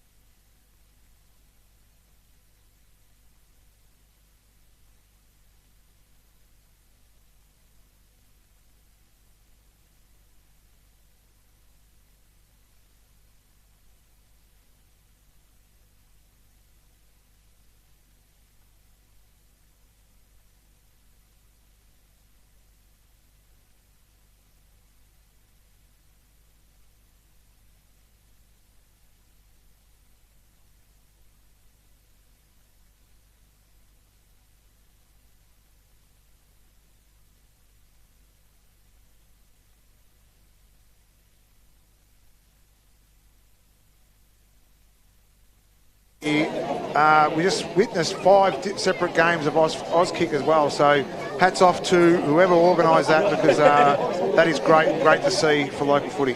It is indeed. Have we found our man Hobbs back out on the park yet, or have we not seen him still? Right now, No, I he's still not can't on the see ground. Yeah, you'd think if he was going to be right to go, he'd be right to go to start the third quarter after a half-time break. And that's not a bad tackle down there. Put that on the stat sheet, Paul Carter. Mum's just grabbed the little runaway and turned him upside down. Didn't take him to ground, so it's not a sling. But that might be the last of them to leave the ground, and we'll get things underway here. Courtesy of McDonald's Gippsland, with the scoreboard reads at half-time. Drouin 9-4, 58. Warragul 6-3, 39. Both sides very accurate. Drouin with a few more in the left-hand column, which is what matters. Papley into the middle here for Drouin, and the ball goes up, and Smart wins the tap like he's done just about all day. Goes down there towards Caleb Quirk, and Caleb Quirk's been taken high, and he'll get the free kick, and he's got the opportunity to come out in this direction, and he does, and finds Will Papley on centre wing. Will says he played on before I played on, and the man on the mark, and the umpire says, why don't you all just both play on, and that's exactly what he does. And he finds Masterson from the defensive side, marking cross half-back. He gets a little handball off there, and they kick the ball up towards Jinx. Jinx marks on centre wing. He goes wider again. They're building here, Warragul. Kick goes into the leading forward, and it's cut off down there, and mark not quite completed, but that'll do, Drew, and they get it out of bounds for a boundary throw-in box. Yeah, it was great intercept there, so I just couldn't pick up who the Drouin player was, but Masterson's intercept mark here for Warragul, when Drouin looked dangerous early, was brilliant, and just went a little bit unnoticed. Throw in comes through. Johnson and Smart. Smart wins the ball out of the pack. Goes inside to McLean. Ball then won out there by Drouin. And it's Quirk. Aiden Quirk has picked it up. Gets the ball inside. Warragul actually stole the ball back. Kicked the ball inside 50, but it's all Drouin at the moment. And it's been marked. And marked well inside their defensive 50. They play on immediately. Marked there by Quirk. And that's Ryan Quirk. So Ryan Quirk, deep inside his defensive 50 for Drouin, pushes the ball inside, and there's a little short kick again to another Quirk. And this time it's Kai Quirk. They're everywhere, these Quirks. Another little chip kick to, again, guess who? Quirk. So we've got Ryan, he plays on, he banana kicks it around the corner, finds the ball outside. It took them 4 kicks to get outside the defensive 50 draw, but they're out. Kingy offers a lead in, he marks. They still have only gained about 40 metres, and they've had 7 kicks. So Drouin, through Kingy, kicks the ball out wide. His kick wasn't great, so here's where they get hurt. On the rebound through, Lamb kicks the ball inside 50. Kick wasn't great. Picked off there by the Drouin opponent, and Warragul with a sloppy free kick. And it's going to go the way of a Caleb Quirk. So Caleb Quirk, top of the arc here, defensive 50 for Drouin. Pushes the ball out wide, kicks down the line. Looking for Ed Morris, he couldn't mark. There for Warragul was Jake Hughes. He couldn't mark, gets the ball out quickly. The little chop kick in again, but it's again picked off there by Caleb Quirk. And he marks and plays on immediately. And they've turned the ball over to Lucy in the middle of the ground. So he's about 75 metres out directly in front of the Warragul goal. There's a nest of Hawks in front of him, so he plays on laterally. There's a leading target out that way. It's Lamb. He gets both Dukes to the footy, but it's brought to ground. Picked up at ground level down there, really neat and tidy by the Drouin defenders, who just simply outnumber. And then they get the free kick as well. So they move the ball laterally, and they've done this really well throughout the course of the day. James McKellar ball in hand now. He flicks a little handball on there to Quirk. Quirk's got the leading Fleming coming at him. So he takes the mark up here in the half-back flank. So they're just taking the oxygen out of the game a little bit here. Again, the Drouin boys. Although that kick's dangerous. Jinx nearly gets there for Warragul. Kirk's ball's from behind. Ball comes back towards Fleming. He takes on 1, takes on 2, and then drops the footy red hot. And he's turned it over on the half-forward flank. Warragul take advantage and play on straight away. Mark taken out there by Casson. So Casson about 55 out on a 45-degree angle. Lamb into the pocket. He's laced him out and does not have to break stride, and he swallows that footy. Running at full tilt. It looked like young Box Lucchino back in the days. And if he's anything like you, Box, he'll go back and slot this one as well. Yeah, he's a dead-eye dick as well. I think he might be tested here with the distance as well, Beast. I'm not sure how he is with the foot. The Beast, that was exactly the sort of delivery you were talking about, just at half-time, to let Lamb run onto the ball. Yeah, absolutely. Just got to kick it to his advantage. He'll do the rest. So Lamb, he'll kick from about 40 metres. He's pretty methodical with his run-up. Has a go. It hasn't actually even moved. Hasn't even actually made the distance there for Warragul. Drouin's there to mop it up, and they kill the ball, or they just kill the ball as well, and they get it behind. Couple of false starts, but they got it through at the end. And the first score of the third quarter on the McDonald's Gippsland scoreboard, Warragul 6-4-40, trailing by 18 points. And Kingy plays on and kicks it right down the middle of the ground, which is good old 1980s footy. But they've turned it over there, and we'll have a stoppage 75 metres out directly in front of the Warragul goal. Beautiful left leg, and the mark was probably about an inch away from being completed, which would have seen Drouin off to the races, but nonetheless we've got a stoppage. And it's Smart that wins it down. Cotter goes in there and gets it. Gets one a little bit high, and the umpire says play on. Papley piles in, and the umpire's got no choice now other than to come in and toss it in the air. I'm going to just quickly go around the grounds. Thanks to Harvey Norman Furniture. In the AFL, it was a 1-point win to the guess who? The Pies. They snuck home again against North Melbourne. So winning it from the clearance here is Lucy. He thumps it to the top of the square. One-on-one forward of the footy. Smart can't complete the mark. Ball comes to ground and tapped over the boundary line cleverly enough. And that was really good defensive work down there by Charlie Bethune, and we'll have a toss it in 20 metres around from the Warragul goal pole. And North Melbourne, after kicking 19 goals, 3 had a shot late and got it behind. Wow. So we bring this one back into play. Ball's there to be won at ground level. Warragul, quick hack kick forward, only as far as Cotter. He pops a handball over it into space there to Kingy. Advantages his left leg, but he's wrapped up in a tackle. Warragul look to turn the ball over, or at least keep it in their forward 50. The umpires pluck the free kick out, and it will go Drouin's way. So they'll release here from the half-back line. Generally, they've come across the face of goal here, but Warragul look to have cut that off pretty well. Good positioning there by Casson, although he can't cover them all. They do find that little inside kick to Ryan Quirk. Quirk now comes completely laterally. Oh, he's obviously got the mouldeds on and not the screw-ins there, Box. And William Brewer's taken a little tumble after taking the chesty in the back pocket. It was pretty lucky there, Brewer. Plays on immediately. Looking out far wide. Mark taken on the chest there by James McKellar of Drouin. Little chip kick inside. Wasn't great. Put his teammate under pressure. Fair bit of pressure as well, because Warragul got the numbers at the minute. But there was Papley. Good little tackle there by Lucy. Was quick enough to get the handball out, and the kick was luckily, and it's found Aiden Quirk on the chest, wing side here, and it's going to be a 50. Yeah, that's disappointing. Straight through the mark there was Brad Hedford. He just didn't have the awareness of what was going on around him. That's just, unfortunate for him. Warragul had the first 7 inside 50s for this quarter for 1 rush behind. This is how things often happen, isn't it? Attack, attack, attack, get knocked back. Other team goes down and kicks So Aiden Quirk comes in for goal for Drouin. Kicks it, wide, behind. Kicks it really hard. Not even that. It's going to be out of bounds on the full. It's a top upright there of the point post. So a bit of a let-off there for the Warragul side, Scotty. And you see that Luke Garner's run from centre half back to try and take that kick. And the umpire said, not a chance, young fella. Daniel Smart will be taking it whether you want him to or not. So Smart now will bring it in from next to the point post. He chips it to 50 looking for the big bro. He gives a contest, brings it to ground and then taps it over the back. Not quite able to get their hands on it was Levi Moore. Papley picks it up and gets stripped of it. Goes back in and lays a big tackle. Little hack kick forward off the ground there. And I might have thought we got a dropping the ball or push in the back and a high tackle. None of the above. Play on, out of bounds, will ball it in. I've got a feeling that the boys might have just had a bit of a breather at half time, because the intensity I don't think is there from what it was in the first quarter and the first half. Nonetheless, they're still cracking in. So right in front of the commentary box here at Drouin Rec Reserve. Ruckman go at it. Smart wins a tap again. Wallace, handball out. Stern, Mitch Smart. I don't know if that was a handball or not, but we'll give it a handball. Cotter's there for Drouin. Wallace, he's in there again. Papley gets a handball out. Then it's going to be wrapped up here. Looks like they're going after Cotter again. Hefford saw something he didn't like, and he went straight after Cotter. Ed Morris is there. The umpire said, I don't care what you guys are going to do. I'm going to give Smart the easiest tap out ever. Ball comes to ground. Ed Morris, his handball goes straight to Wallace of Warragul. Picked up there by the Warragul planet. Then with the umpire spent another free kick. It's a throw. And it's going to go to Drouin, and it's going to go to Kingy. So Kingy left foots it out. Kicks it to Morris, who kept running. Morris, who can still run as well. Goes inside 50. The kick's beautiful to Walmsley. He nearly didn't take the mark. Jack Hughes tried to claim the mark. The umpire said play on. Because you know why? Walmsley had about 3/4 of that. And I don't know what Hughes was thinking. And the young fella wasn't shy there, Beast. You see him follow up with the tackle on the ground? Yeah, he did. He got up, he bounced straight back up, as you'd expect from a young fella with a bit of energy. Quick tap, Kirk round the corner, top of the square, bounces which way? Bounces the wrong way for Drouin, the right way for Warragul, and they can release here.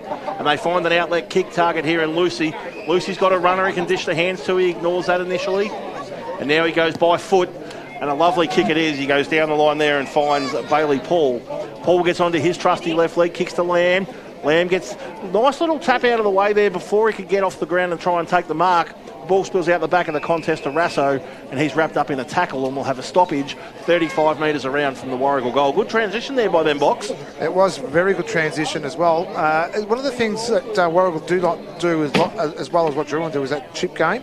They're looking for that yardage as well. So kicking down the line, get the ball inside 50 to Lamb is what they're looking for as well. So Drouin win the clearance now, and they come out here and find Kykwerk. He switches play, and that's not a bad option. He goes out towards Hancock. Hancock in plenty of space. Looks for a little lead-up option, a little check lead that's not coming, so he plays on and goes long down the line.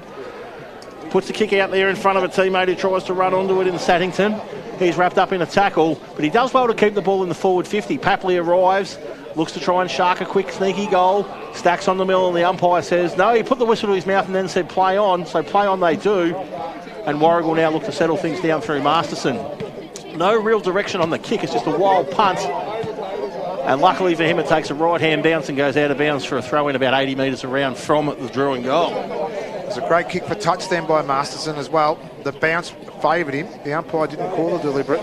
See the last two inside 50s for both Warragul and Drouin. The ball users going inside 50, particularly for the Drouin one, was Ed Morris and Jordan King, two good users of the footy.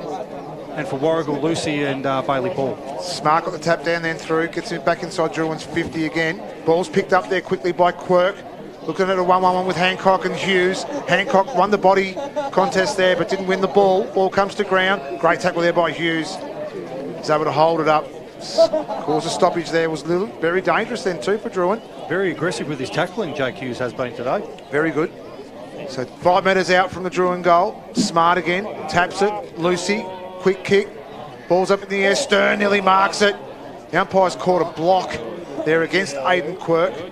Masterson comes in to remonstrate. There might have been a little bit more to it than that. Looked nearly like a tunnel, but we won't say it was, but it looked like it. Stern, kick out to Smart, to Lucy. Takes a bounce, covers a lot of ground, kicks the ball inside. No one there really in particular. The only one there is Saddington from Drouin. His kick's smothered, ball comes back inside. And we've got a throw in. 60 metres out from the Warragul goal. Good little bit of transition play there from Warragul then, Scotty. Yeah, moved the ball well. They've Lucy on the half-back flank. They were able to get a bit of run and carry into his game, which we haven't seen, because every time he's touched the footy, he's been besieged. But we'll see how we go from this stoppage here, where it's the big boy to do the ruck work again. And Big Smart goes up and gets a tap down, puts it exactly where he wants to. There was no one there in a red and blue jumper to grab it, so it stacks on the mill, and we'll have a secondary stoppage. Still haven't seen Todd Hobbs come onto the ground, so I'm almost calling that he's done for the day, guys. So 75 metres out from the Warragul goal. They probably need the next one. This time they get a little bit of movement in their clearance, and the ball ends up in the hands of Lamb. He rocks and rolls and reels and then gets the ball into the forward 50. Not a lot of intent on the kick. It's just scrubbed along the ground, but that'll do at the moment. Any way they can get it forward will do. A little hack kick forward here, and Quirk will come in and intercept the mark. And this is where Drouin look to get pretty dangerous as a rule. The first short kick, the second short kick, and then they'll break things open. There's the first of them. And then Marshall says, here's the second of them, and he laces a teammate. He's actually overkicked that. He's put too much pepper on it for Max, and he couldn't complete the mark. And Warragul will probably be happy to have that stoppage there at the top of the 50-metre arc box. Yeah, they do like the little chip game, don't they? And they like to keep control of the ball. They're just got to make sure that works every time. Smart wins a tap down again. Wrapped up there in a tackle. Not saying I said it, Was but I Matthew did Cale. say earlier, Box, that I wonder when Jed Lamb was going to get in and insert himself around the contest. He did in the second quarter, which I did miss, so thanks for that pick-up. But he's also done it right now, and he's actually got his hands on the footy in these last few contests. Smart wins a tap out. He gains another 10 or 15 metres for the Warragul side. They're desperately looking for a goal here. They've had plenty of the ball inside 50. They just haven't been efficient enough. So far this quarter, we've been playing 13 and a half minutes. Ball up here. Smart. This one goes to Johnson, to Quirk, to Marshall. His left foot kick inside of Patley. Great pick up there on the bounce. Beautiful. Half volley. Gets the ball on quickly, but his kick wasn't great. And Garner's there. of Warragul. His quick little left foot out there looking for the coach of Lamb. He's in front, marks it on his chest. Still 70 metres out, plays it, centralises it as well. The kick was perfect. The mark wasn't as good there either by Bailey Paul. He could have been shuffled down. The umpire said play on.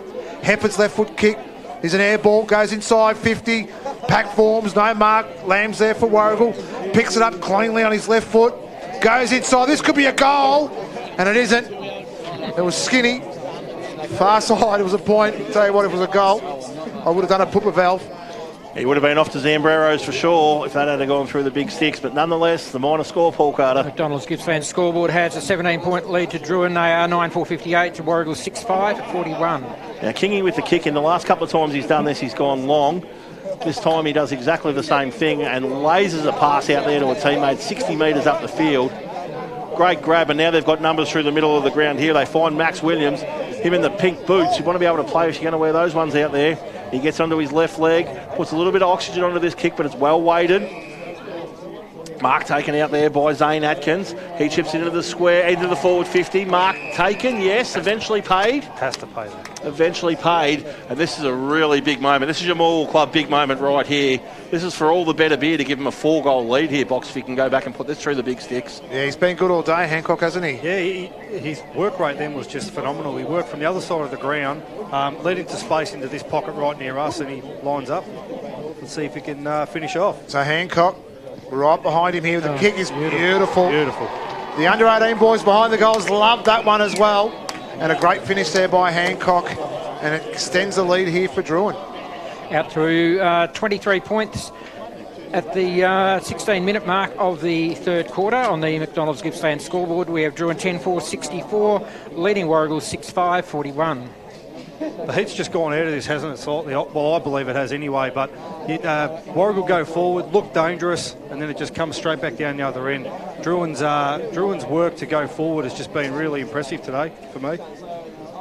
Well, they've changed their midfield mix up here a little bit. They've brought Rasso in. Warragul to try and inject a little bit of steel into the middle there, and it's a beautiful tap down again. They can't quite get their hands on that footy though, and it's Morris who does, and he flicks a handball off there to the Ronan Kingy. You know this is going to be a good kick. It's over their heads, run the other way, boys, and that's exactly what Quirk does. He gets back there, stops on a 20-cent bit, snaps around the corner, and goes through for a minor score only, and that would have been a real big Zambreros contender right there, Box. Definitely would have been as well, and again, Drouin off their half-back line. Kingy has been doing that all afternoon. Ed Morris has been fantastic for Drouin as well. Just found his mate there and got the ball quickly inside 50. Drouin leading by 4 straight goals at the 17-minute mark of the third quarter. McDonald's Gippsland scoreboard. So Stern brings it back in and finds Garner on the far half-back flank. He just steadies the ship a little bit here. Very stagnant in front of him, looks for any sort of movement. In the absence of that, kick to the big man. And it goes over the big man's head. Gets out the back there towards Lucy. He wins it and comes back by the hands, finds Kroll. Kroll pops a handball over the top, but they've turned it over. And they've turned it over to Kingy, and Kingy's turned it over to Lamb. And Jed Lamb here can get the ball moving. Warragul might be a chance to get that much-needed goal. He stabs a little pass in. Just a little fingertip of there breaks it up, but the bloke's good enough to pick it up on the rebound, snap around the corner, and it's a couple of good classy points at each end, but not the major score they were looking for. 10-5-65, Drouin leading by 23 points on the McDonald's Gippsland scoreboard. Warragul 6-6-42. Delivery like that is when a good forward makes a midfielder look good, don't they, Box? Yeah, they definitely do, mate. I did that a lot for my teammates over the years. I can give you the referring to. So it's Quirk, Ryan Quirk. Short little chip kick was good. Finds Ed Morris. It's been fantastic all day so far, Ed Morris for the Hawks. Just takes his time, gets the ball inside. They've done this all afternoon to Marshall. Marshall puts it out wide. Then a kick down the line here too, and it's Hancock on the lead again in front of Hughes. He's got plenty of teammates running forward, and one of them is Maxie Williams. Maxie Williams of Drouin. Ran hard to work hard for that ball, and the kick was just as good from Hancock. We find that Williams now is having a shot. He'll be 40 metres out, 45-degree angle here. If the boots are anything to go by, Box, I reckon if he kicks this, we're in for a fair celebration too.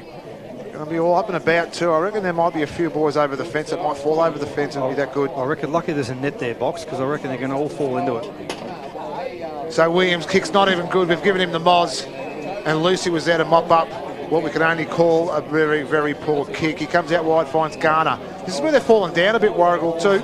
Plays on, gets onto the right foot. His kick's a lot better out. And he finds his teammate in Matthew Cale. Matthew Cale, his kick just finds McLean. McLean was good enough to mark. The reason why I had troubles there with Cale, he's changed his number from pre-game, now it's to 14. So Mr. and Mrs. Cale, we found him. His kick inside. And that was Wallace, finds Kroll.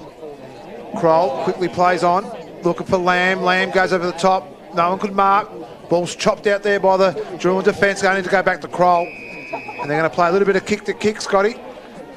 Super catch manner from Heaven, this one. So Kroll, really not much to go to because Drouin's dropped a lot of numbers back. So kicks to the top of the square, hoping for the pack to fly. They did. Smart was there. He couldn't mark. Ball comes to ground. We're going to get a stoppage. 15 metres out, directly in front of the Warragul goal. We need someone on the move here. We're looking for Garner. We're looking for Jinx. Someone to be on the toe. Take it off the hands of Big Smart. He gets a tap. Comes out wide. That's exactly what we're after. Ball doesn't sit for Lucy, though, and he's wrapped up in a tackle. But I like the intent.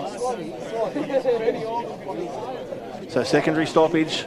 Still within 15, 18 metres of the Warragul goal. They need the next one. Smart tries to take it out of the air. Cotter sharks it. He's wrapped up in another big tackle. And he's pinged for holding the footy. And this right here will be a Morwell Bowling Club big moment because this could be a turning point if Warragul come back into this game. A free kick directly in front of goal from a ruck infringement. And Warragul with a chance to get a much-needed goal here in this third quarter. Not sure they've done too much damage to the McDonald's scoreboard this third quarter so far, Paul. 3 behind to Warragul, 1 goal, 1 to Drouin. So when they come for their first major of the quarter, the goal umpire does a little bit of skipping, but not too much to worry about, and it's gone through the big sticks, and that's a quality finish there from Isaac Wallace. Yeah, something, would you say ruck infringement? Sorry, Scotty, I can't actually see that far out, mate, with this ball in front of me, but something out of nothing there for Warragul. They did need a goal. They were begging for a goal. They haven't done a lot, probably right, to get themselves a goal and earn a goal, but nonetheless, they've managed to get one this quarter. And that should make things a little bit more interesting now. Margin 17 points. We've played 21 minutes into the third quarter. The McDonald's Gippsland scoreboard, Drouin 10-5-65, leading Warragul 7-6-48. So it's Smart and Saddington. Smart is won it most of the day. He's done it again. Ball comes down to Aiden Quirk to Marshall. Marshall gets the ball inside 50 for Drouin. The pack forms, a big pack forms too. Hancock absolutely destroyed the pack. The umpire's found a free kick. And it's going to go against Hancock. Looked like he had all the momentum. In the end, Jake Hughes wins the free kick, gets the handball off to Masterson. Pushes the ball out wide. Long booming kick. Not really sure where he was going then. The kick was picked off there by Quirk. He comes inboard to Marshall again. Quirk's love going to Marshall. Marshall finds himself a lot of space throughout the afternoon. Mark, free kick, whatever it is. True centre of the oval here at Drouin Rec Reserve. Pushes the ball out wide to Quirk.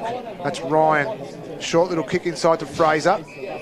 Fraser marks. Could have gone inboard to Quirk. He opts not to. Goes inside 50 looking for Walmsley or Hancock. Pack forms. Masterson there. Gets the ball down the ground. Picked off there beautifully by Jeep McLeod. Ball was smothered. Quirk's there as well. Ball comes to ground. The umpire's let it go a fair bit. We're going to have a ball up. Forward pocket for Drouin. So danger signs here for Warragul if Drouin can score here while it's inside 50. So it's Hancock and Smart. Smart again. Gets the ball to ground. Picked off there by Cotter. He's quickly wrapped up. And it's another ball up inside. Forward 50 for Drouin. 5 metres out. They look a lot better, Drouin, when they just take control of the footy and just chip inside 50 and hit up leading targets rather than just bombing it in, because they just really get nothing out of that. So we're going to have another ball up. Our fifth one in about a minute. Cotter again at the bottom of the pack. So, Scotty, I'll see if you can get it out of here for me, mate. Rightio, Smarty. Get your fist onto this one. Let's clear it out of the mess. Smart gets a tap down. Lucy first there. Drouin shark it. Handball there. Turnover at the top of the 50. And we're going to get a different type of stoppage this time. No, we're going to get a free kick. Yeah, pushing the back. And the free kick will go Drouin's way to Cotter. Gee, he's been bruised and battered today, Cotter, but he keeps going. He just keeps getting up and keeps going. He kicks us to a dangerous spot with the Stephen Kernahan type mongrel floating punt kick. Wrapped up in a big tackle there was Jack Fraser. Ball spills out. Handball, that's both hands in the middle of the back, and the umpire says no free kick. But he did spot the high contact, and that'll have the Warragul supporters up and about, and not in a positive way, I wouldn't think, Beast. No, mate, absolutely not. That was a clear push in the back. We could see it from where we are. It's getting dark here, but not that dark that the umpire shouldn't be able to see that from about 2 metres away. So Zane Atkins, the beneficiary of the free kick here. Back to the club after a little absence. And he's been put on his angle by 2 umpires. They've got the protractor out. Kick from right on 50, but he's gone almost back to the centre circle for this. So the DK Lilly style run up. He's flipping the ball around in his hands. He's going to lob at the top of the square, I reckon. He's gone right up next to the man on the mark, and he's put it to the top of the square. And the big smart man's gone up there and said, I'll take that footy. That was a lot of build-up for not a lot of excitement. And then Smarty kicks it back out here, and he's going to see the ball come straight back in, you would suspect, although no, it's been turned over here. And really good pick-up and effort there by Wallace. He hacks the ball forward. Good use of the body there to try and turn his opponent inside out by Bailey Paul. He hacks the ball forward but can't get enough traction on the kick. And there's a stoppage here right in front of the coach's box for Warragul. And the umpire storms in ready to toss it into the air. We're 25 gone at 65 plays 47, Drouin leading Warragul. And the umpire says, I'm going to come out this way, boys. And he tosses it in the air and Smart wins the tap. Ball goes out there in the direction of Wallace. He can't get clear hands on it. It goes over the boundary line for a throw-in. And I'm going to do the reverse limbo here, Box, and just lean all the way forward and see if I can see what's going on. So the umpire tosses it back in. Wallace gets it down. Beautifully little tap it was down 2 to Levi Moore. He flicks the handball off there to Jack Casson. Casson's kick goes to the leading forward. And Lamb comes out and takes the mark. And he'll go back with a shot on goal. There's whistles going off left, right and centre. But the all-important fact of the matter is that Lamb's got the ball 30 out directly in front. My vision's struggling here, Scotty, but was that kick out in front of Jed Lamb? Yep. And what it does, it puts the Drouin defence, we've got the siren going here now for 3/4 time. If you ever needed a coach's goal, this is the one they really, really wanted. They've had a lot of play inside 50 for not a lot of reward. So Lamb comes in to give Warragul that much-needed goal. The kick is beautiful. The goal umpire did not move. Every player is heading towards the coach because he's just kicked the goal for Warragul right on the 3/4 time siren. Just a much-needed goal that Warragul needed, Paul.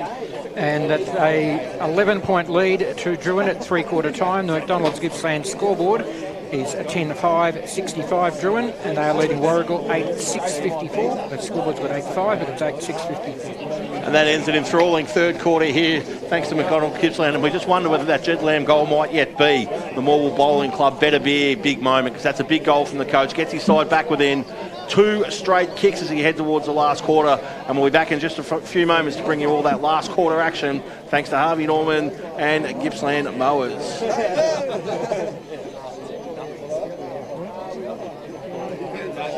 Beautiful, thanks. All 14.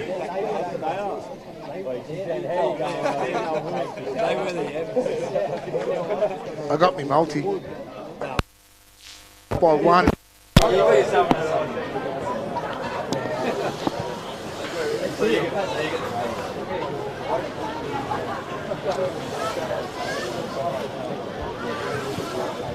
It's the Gippsland League top 5 for round 9.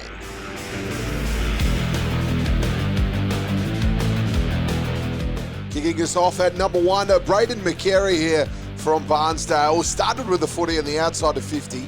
It went into the contest. He follows all the way up, gets front and centre here, receives the handball, and then snaps it on the tight angle, kicking a great goal. Trying to be a teammate. McCary from the pocket has kicked an absolute blinder. If you don't mind, the Zambraro goal today is done and dusted. Coming in at number 2, it's Cooper Harvey here from Barnsdale. Rain is absolutely pelting down. Tough conditions for footy. He swoops in, picks it up like it's dry, kicks it around the corner and scores a great goal. Not tell me they've made it. I reckon they have. It could be Cooper Harvey who made something out of nothing. Raspberry Jam out of Big Pooh, and Bensdale have hit the scoreboard again.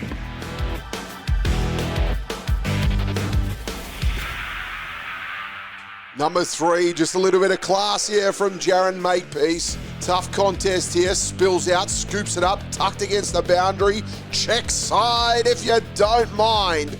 Threading the needle and kicking a great goal.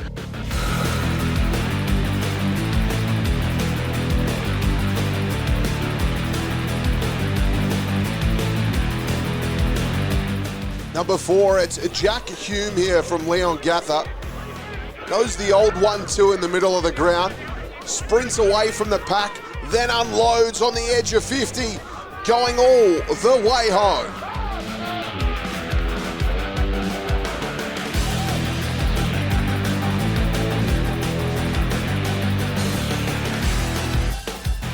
Number 5 is Jensen Garnham here. As easy as you like in the ruck contest, gets it, snaps it, finishes it. He had 8 goals this afternoon. What a fantastic effort by Jensen.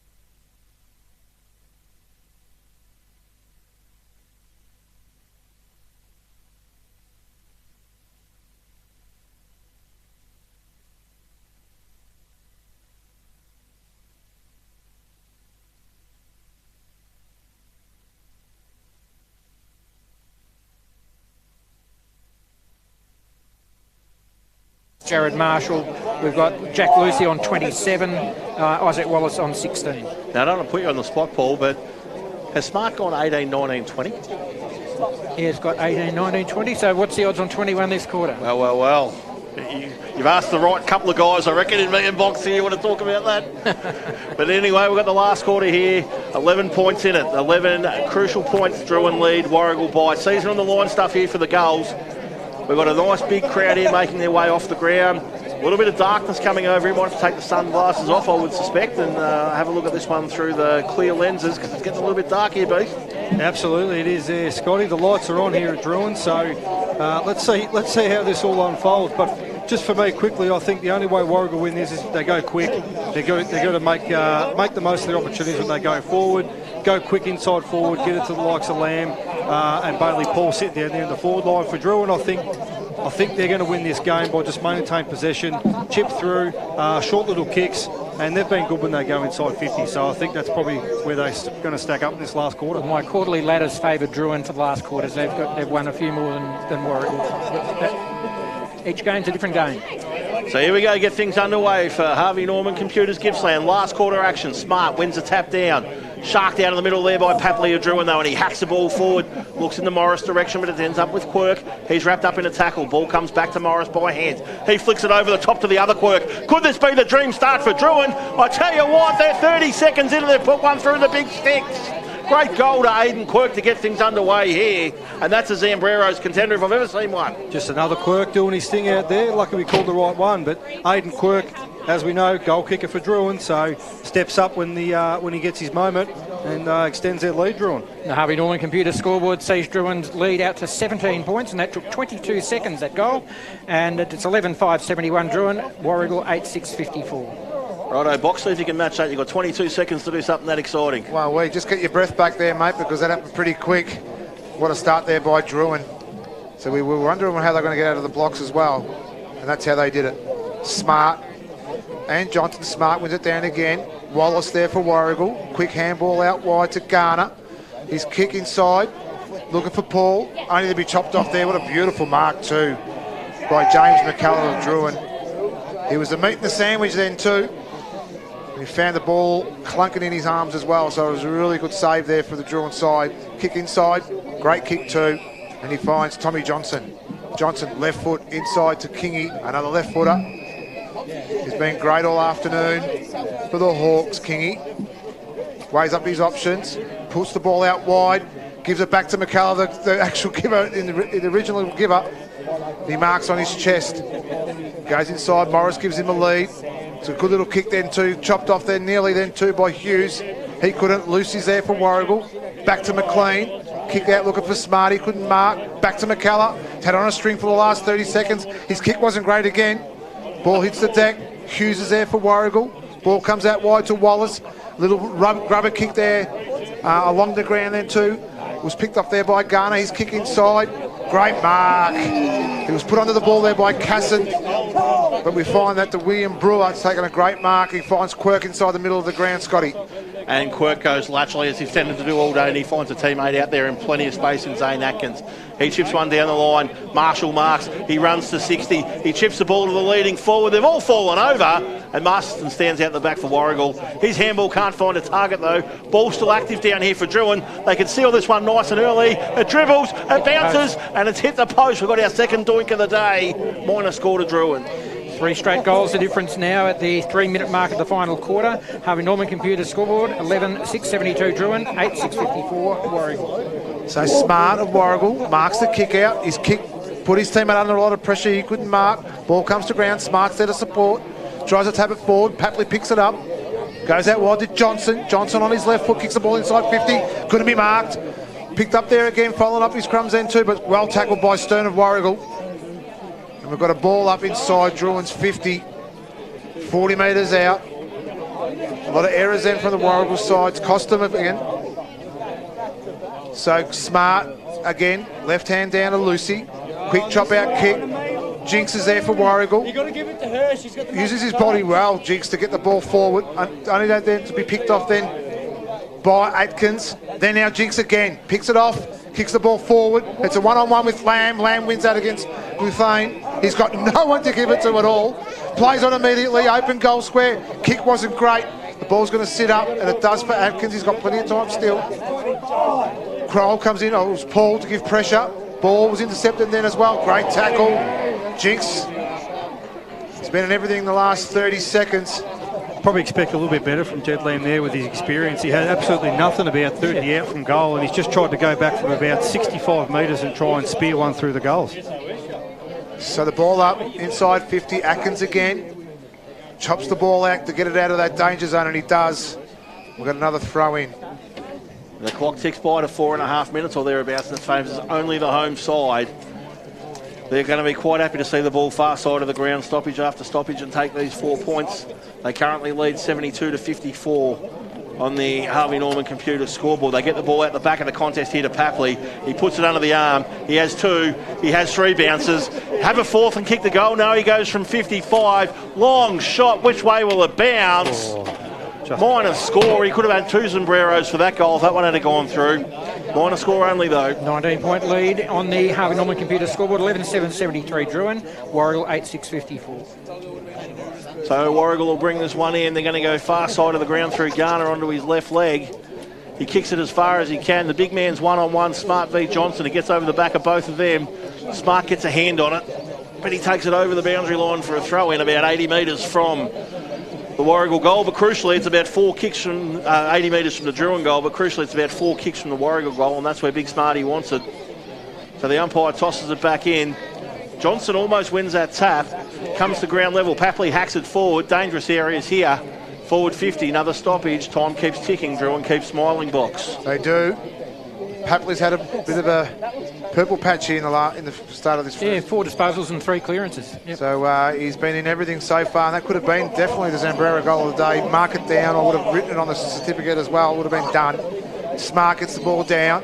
Chopped off there by Ed Morris. He snapped around the corner.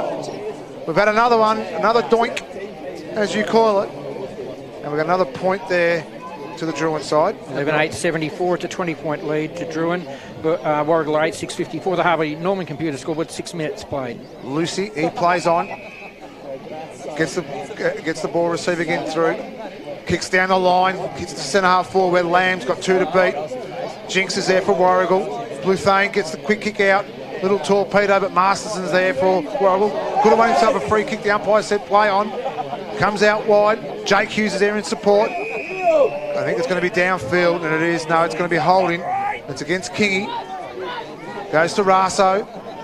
And Raso weighs up his options, goes inboard, finds Casson wheels around on his left foot.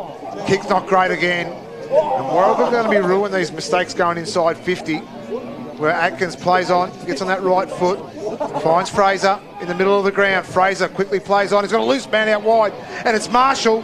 Runs inside 40 to 40 and kicks it straight over the goal umpire's head. Great transition footy there from Drouin.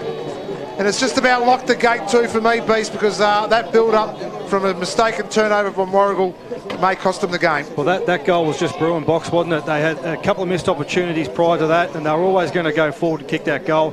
That kick from Jack Cassins as centre half forward, I'm not sure what they were trying to do there. He's just swung around on his left and just smacked it on the boot. There was not a Warragul play within 15 metres of that ball. Match high, 26-point lead to Drouin, 7-minute mark of the final quarter. The Harvey Norman computer scoreboard has Drouin at 12-8-80. Warragul still on their three-quarter time score of 8-6-54. Loves the last quarter goal, Marshall, especially against Warragul. Couple last time, one this time. And he might have done the exact same thing here and guaranteed his side the win. So it'll be Johnston up against Smart.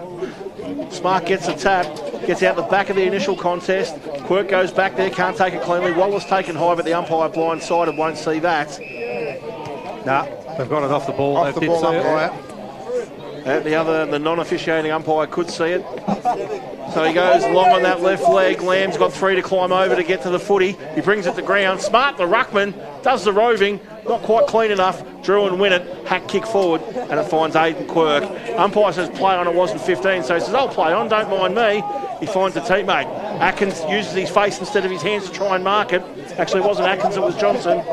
Casson goes back in. He wins the footy there. He gets it to Rasso. Rasso comes out wide here to Wallace. Wallace on the left leg. And there is 4 players around the footy. None of them wearing red and blue jumpers. They raffle it. And the winner was number 13, Zane Atkins. His kick wasn't great either, but it's not going to cost them too much because we'll get a stoppage of the boundary throw-in. 4 times they've gone inside 50 and 4 times they've just bombed it aimlessly. I did say before the start of this quarter they're going to have to go quick and get it inside 50, but I don't think I meant like that. So we've got a throw in here. It's Smart against Johnson. Big punch forward by Smart. Morris is there. Got pushed off the ball by Wallace. The umpire found it. Got a free kick inside 50 again. So Warragul really turning the ball over here at the minute. So they're getting the ball inside, but the decision making hasn't been great. It's Atkins actually. It wasn't Morris. Great kick, a good mark too. It wasn't paid. Umpire says he's caught it and just let it go. And we're going to have a ball up now. Bit of a stalemate then. I thought the mark was taken then too by Luke Garner. We've got a stoppage. 60 out from the Warragul goal. They haven't needed a goal. This is the time they need it. Smart again. Wins the ball forward. Picked off there by Morris this time. Marshall. Gets it over to Aidan Quirk. Marshall again. Gets it around the body. Not far enough though too, but Ed Morris is good enough to get it. Goes over to Kingy. They've called that a fair bit this afternoon. Back to Morris. Morris, beautiful blind turn then again. Gets it back inside. It's a bit of a rat race here at the moment, but they're working it pretty hard. Jed McLeod of Drouin gets the ball inside 50. Long high kick. Was 2-on-1. It could have been a free kick then too to Masterson, but the umpire played the decision to make it play on. And we've got a boundary throw in inside Drouin's 50 again. Lay Been down dangerous. the ground. Sorry, mate. He did lay on the ground for a bit there, Masterson, so he might have just copped a nice little knock. We did get a decent one earlier, and the umpire will throw this one back into play. Smart, he must be sick of winning the tap and not the clearance, but this time they've managed to do both, and they get the ball up towards centre wing. Good contest there, sees the ball come to ground. Little Jinx picks it up, he ducks his head, turns the footy over with a lazy handball, and Drouin defence into attack. Masterson can't take the one-handed mark, probably being held onto and was. And the umpire says have the free kick, and it's much needed to Warragul. And they play on, and they switch, but it doesn't seem a switch with great intent to me. It seems more like switch and hope, and Papley gets a fist on it and breaks up any chance of Warragul turning defence into attack. So they play on up towards centre wing here. Jinx flies from behind, brings the ball to ground against Johnson. Smart gets in underneath, does a good work at ground level. Just always one player too many around for Drouin, and they get the ball this time through, I was going to say Cale, but it's not Cale because he's wearing 14. Nonetheless, they've got it up into their half-forward line again where Aidan Quirk's taking the mark. And he'll go back and look for his second goal of the quarter. And if it's not already, stick the fork in me time, Jerry. This will be it. So he's going to kick the best part of 49 metres on a 45-degree angle. Box shakes his head. He said he's no chance. Quirk goes thump. Quirk goes thump. And Quirk goes bang straight over the goal umpire's hat, puts it into the net about halfway up and says, Box, what do you know? The Drouin boys are home. I was just shaking the fly off my forehead. Oh, well, that's a fantastic effort from Aidan Quirk there, I believe it was. Just to go back and absolutely thump. That's gone straight. The goal umpire did not move. He had no right to kick that before we go to Paul. He's 50 out. We've been playing a big, tough footy. And he's just put it over he's put it goalpost height as well, Paul. 32-point lead. It might be a bridge too far for the Warragul team that hasn't kicked a thing this quarter. The Harvey Norman computer scoreboard, Drouin 13-8-86, Warragul 8-6-54. Smart, Sannington, Smart again, gets the ball down, Hefford, wrapped up in a tackle there. Goes in again, that was McLean, he's been caught high. It's actually not McLean, it's the Lamb. Lamb's there. Gets the ball off quickly, looking for Jinx. Why they're looking for the smallest bloke on the ground, I don't know. But Atkins again wins another possession this quarter. Puts the ball out wide. The kick wasn't great. McLean could have been. Yep. McLean did give away a free kick to Ed Morris. Lucy. So, sorry, it was Lucy. So Ed Morris, I think, has been an absolute star today for the Drouin side. He's just going to slow the game up a little bit as well. Just chips the ball around again. I'll keep winning possession. Johnson marks on the wing. Weighs up his options. They've done this all afternoon. They've done it very well. Chips it inside. Great kick too. And it's marked there by Quirk. Kai Quirk looms around. Kicks the ball inside. 50 to a one-on-one. It's Masterson's great. Got his hand to it. Should never have, but he did. Ball comes out wide. Lamb. Long handball. Receives it back. Kicks the ball inside. The kick wasn't great again. Turnover. Picked off there by Morris. He's wrapped up by two Warragul opponents. And we're going to have a ball up 60 metres out from the Drouin goals. And it's starting to really slip away now from Warragul. Yeah, 14 minutes played in the last quarter, and the boys have started to unpack they've unpacked the couch and the umbrella, and they're starting to head home. They've seen enough. But nonetheless, we've still got 10 minutes of footy here to play, and Cotter will go in there and get himself another possession shortly, you would suspect. Warragul win this stoppage, though. Papley now sharks it across the half-back line, tries to keep it in play, but can't, and we'll have a repeat stoppage on the far side of the ground. And it looks like a mass exodus here, Paul. There's people walking to their cars left, right and centre. I think the ones wearing maroon and gold are staying for the show, though. So the ball gets tossed back in. Smart wins the tap out the back. They can't win the clearance. They can this time, though, however, through Rasso. Rasso's kick smothered, ends up in the hands of Hefford. He finds Lamb. Lamb finds Garner. They go long down the line, and the easiest of marks taken in defence there. And they'll switch play here as they've done all day, Drouin. And the cavalry from behind the goal, Scotty, are all heading to the far end of the ground. Same end Drouin are kicking to, so I think they're just going to wheel the boys home. So Atkins still inside his defensive 50. Finds young Saddington on his left, kicks it inboard, great kick too. And it was marked there by Jed McLeod. So they're doing what they want at the moment, Drouin. He's been instructed to slow it down a little bit. Goes long. Really long as well, looking for Hancock. He couldn't mark. Ball comes to ground. Garner's there for Warragul. Picked off there by Kale. Masterson tackled as well. Hancock goes in again. Lucy's there for Warragul. Handball over the top, finds Kale. Tries to fend off it, he does. McLeod kicks down the line. Paul's there for Warragul. Sorry, it was Kroll. A great spoil then too by William Brewer. And we've got a throw in right in front of the Drouin's coach's box here. A Drouin Rec Reserve, where Drouin has got great control of this game at the moment. They lead by 32 points. So Smart wins it again. Comes to ground. Only as far as Levi Moore. The chop kicked in there, couldn't be marked there by Kingy. He's got help from McKellar. But good enough was Stern to smother the handball. And we've got another throw in. This is reminiscent of your days at Rosedale Box. The crowd's just gone to the other end. They just keep following. Keep following Box from one end to the other. As they did. Let's see if we can get the ball down there and watch the boys celebrate. Smart's now had 70 hit-outs. Half-back flank, tossed in. Make that 71. No, we won't actually give him that one, but they're going to win the stoppage through Lamb. He picks the footy up, gets back onto his right leg. Plenty of time and poise. Laces out a pass. Bang, straight down the throat. Now, that's a good mark taken there by Bailey Paul. He rocks and rolls onto his left leg, drops the footy, picks it up and recovers. Has a flying shot on goal. 4v1 in the square, and one's going to win it. It was downfield as well too, Scotty. I don't take the mark off him. That was a good clunk amongst the crowd. But anyway, he's got the ball in the goal square. And he can go back and have a shot on goal here. I think that's Isaac Wallace. Been serviceable and deserves a goal, but it's probably a little bit too late for the Warragul boys. We're 17 minutes into the final quarter now, and that's Warragul's first score of the term.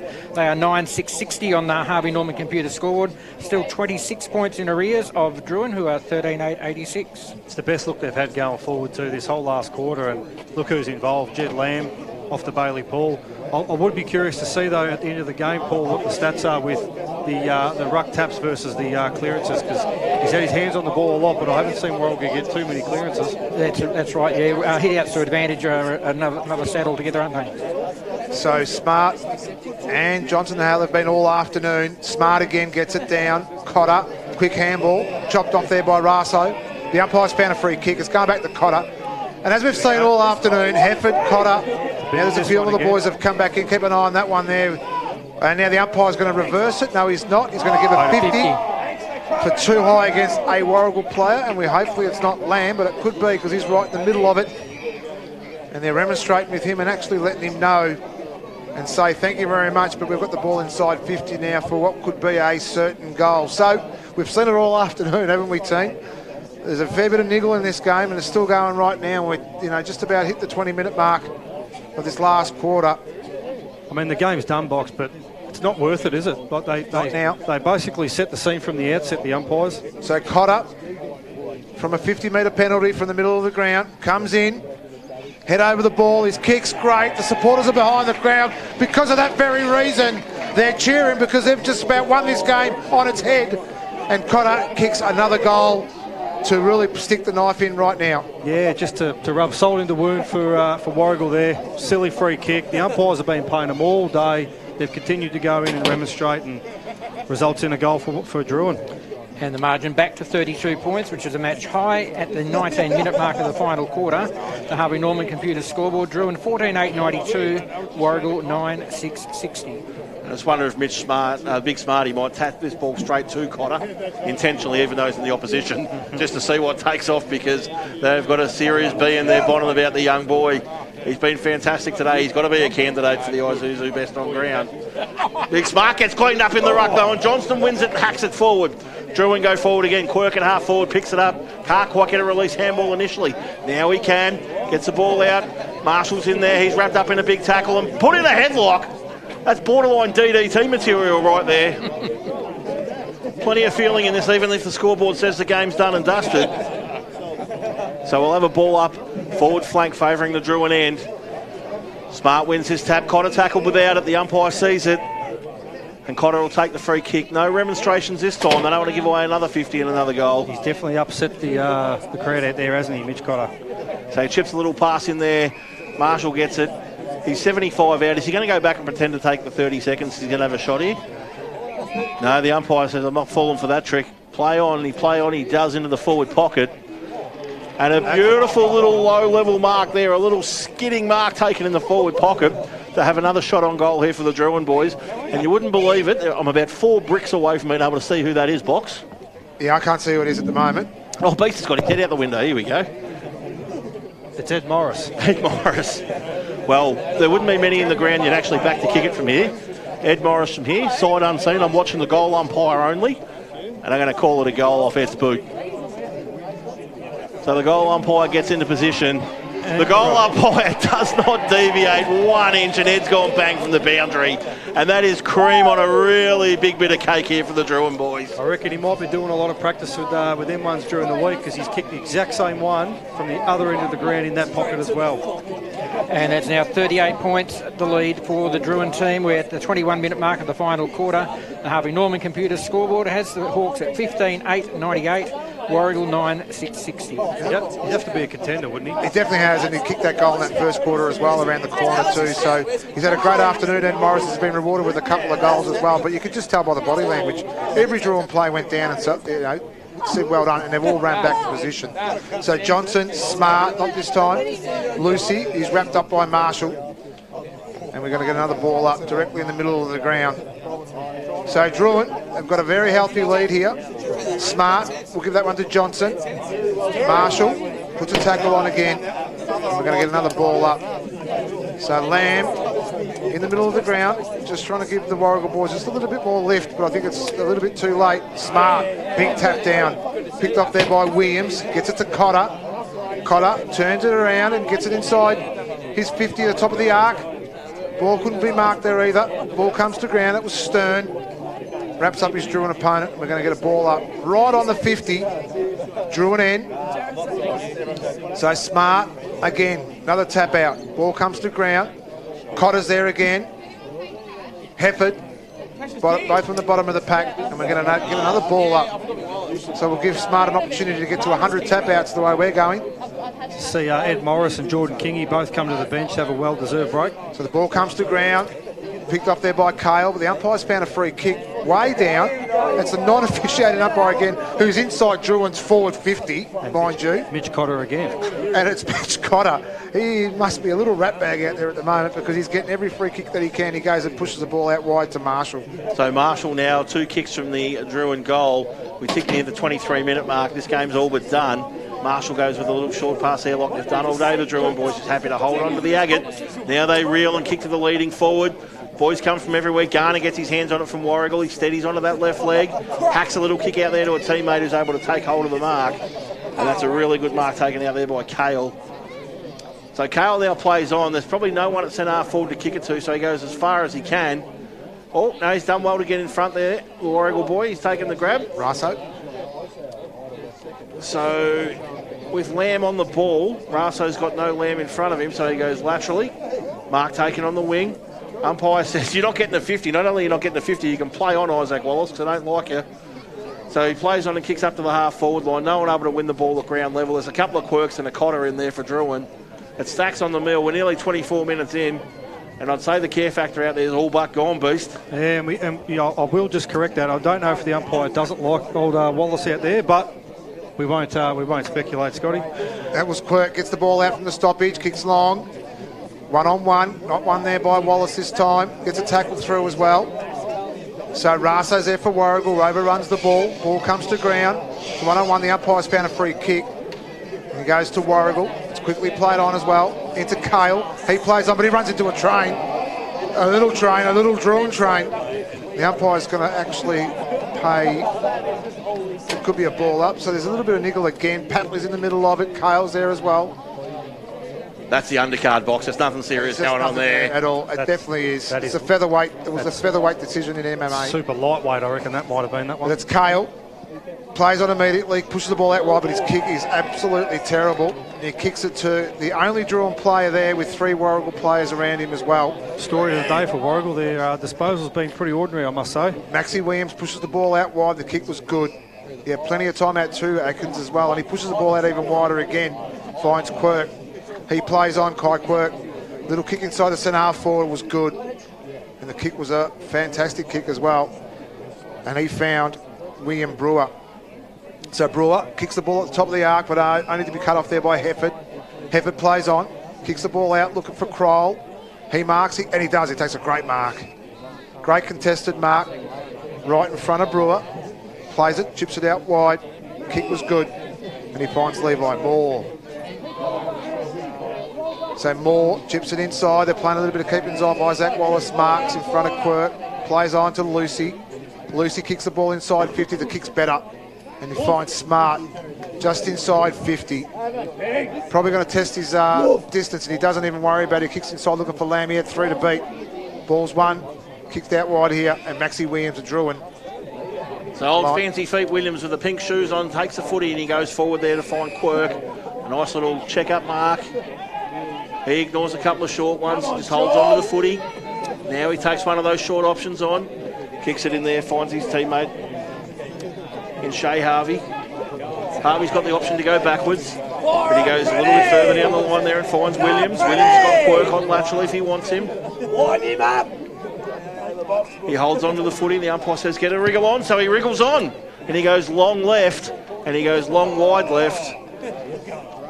And it's out of bounds for a throw-in. Looks like a strong mark taken by a Drouin player. There is. Well, there you go. Not only a strong mark by a Drouin player, but by Tim Hancock. And he's played on and kicked the ball into the forward 50. Free kick's been paid. There's a free kick being paid and Cotter's in the vicinity. Do you just assume he's going to get it? Guess who, though, for his second for the quarter? Well. Marshall, 2 goals in the last quarter, eh? You know what you do when you holler? Exactly. Get it, right. Marshall. Oh, I've got that joke. Geez, that was good, mate. Yeah, I know. No, I'm out of batteries. I can't get that joke. A bit late in the day for that stuff. Huh? So Marshall comes in, 40 metres out, no angle to speak of. The cheer squad behind him. The boys on the couch. They get up as one. They love it. All of Drouin loves it. 27 minutes gone. Put a fork in it. We are done. 44 points the margin. Who would have thought? It was 11 at three-quarter time, and Drouin have now kicked 6 goals, 3 for this quarter to 1 goal to Warragul. And on the Harvey Norman computer scoreboard, we have the Hawks at 16-8, 104, Warragul 9-6, 60. So no one in the team picked Drouin at all? Nope. Let alone by 44 of the finest. What's a blowout? Where do we call it a blowout? 6 goals a blowout? Definitely. I would have thought 4 goals would have been a blowout, considering that the fact that we thought they were going to win. So Smart gets the ball down. Wallace is there for Warragul, gets a great handball out to Raso. Kicks it inside 50, looking for Jack Hughes. And he takes a great mark. Great contested mark. It's probably the first time we've actually seen the ball coming quick. And to the right spot as well, Beast. Maybe a late move that could have been done a lot earlier with Jake Hughes. So Jake Hughes for Warragul. His kick didn't look great off the boot, but he's been rewarded with a goal. A late goal to Warragul as well. So they get into double figures now in goals. They're 10th for the afternoon. Consolation, that one. It definitely was, though, too. Paul? Jake Hughes' goal takes Warragul to 10-6, 66. They are in 38 points in arrears of Warragul with 16-8, 104. And it's 28 and a half minutes gone, final quarter, and that's all on the Harvey Norman computer scoreboard. Jeez, I hope these lights kick in a little bit because it's getting dark out there. Getting dark. Yeah, it's okay. Well, I'll walk you to the car later. Thanks, mate. Thanks. So back in the middle we go. We've got the B graders in the middle now in the ruck. Warragul still managed to win it though. Can't quite get it at ground level. Quirk can. Umpire will just say advantage. No, he doesn't say advantage. He's called by ball rather than high tackle. 29 minutes gone. I would just let that go. Anyway, back in we go. Another ball up. World record pace for ball ups. It's been good. Wallace, he gets his hand on it again there for Warragul. Can't quite get it into space. Cotter at the bottom of the pack. Like an absolute terrier, isn't he? Bottom of everything, chases the footy. Beat up, pushed around, knocked down, gets back up again. Ball goes up, ball comes down. Who's got it? Hello, Cotter. Tackle to the ground. We've had 5 ball ups. The ball's travelled about 3 metres. This time it gets out the back. But that'll be the siren. That'll be the siren to end it all. It sees the home side draw and run away. Very, very comfortable winners. 16-8, 104 up against Warragul, who trailed by just 11 points at three-quarter time, and they've gone down 10-6, 66. Huge last quarter there for the home side. Deserved winners too, Box. Very much so too, Scotty, and not what we expected. It's 2 games in a row now that we've seen this weekend on Gippsland Live, where we thought that the underdogs probably didn't have much of a chance, and Drouin would have been definitely the underdogs today, and they've turned it on its head. So it looks like, look, the effort they put in, they've been rewarded for too. We saw that with Sale yesterday, and we definitely have seen that today with the Drouin side beast. Yeah, absolutely. They were clearly from the outset, they just wanted the ball more. They were in and under, they were tough, they were, they ran hard forward, they ran hard back. They were pretty impressive Drouin today, and we probably didn't expect this result, as clearly none of us tipped them. And we definitely didn't tip any of them by this sort of margin. So, yeah, disappointing result for Warragul, but hats off to Drouin today. So there you have it, big winners, Drouin in their home ground, the Western Derby over and done with for another year, 16-8, 104, Warragul 10-6, 66, thanks to the Gippsland computer scoreboard. We'll be back in just a few moments' time to do all the post-game. Plenty of awards to give out. My favourite part of the day, the Zambrero's Goal of the Day box. That's my award. We love that award. We'll be back in just a few moments. Beautiful. All right, so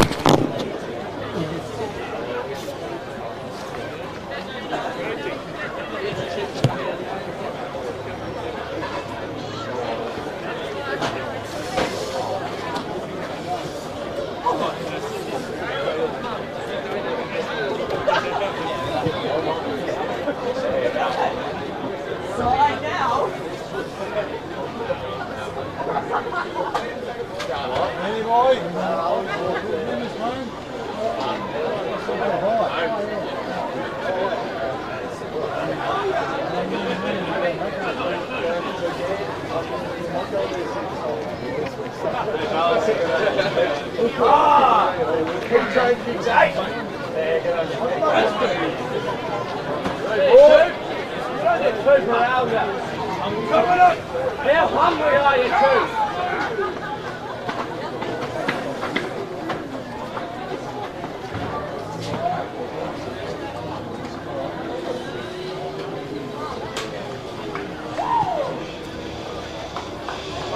Round them, Brady.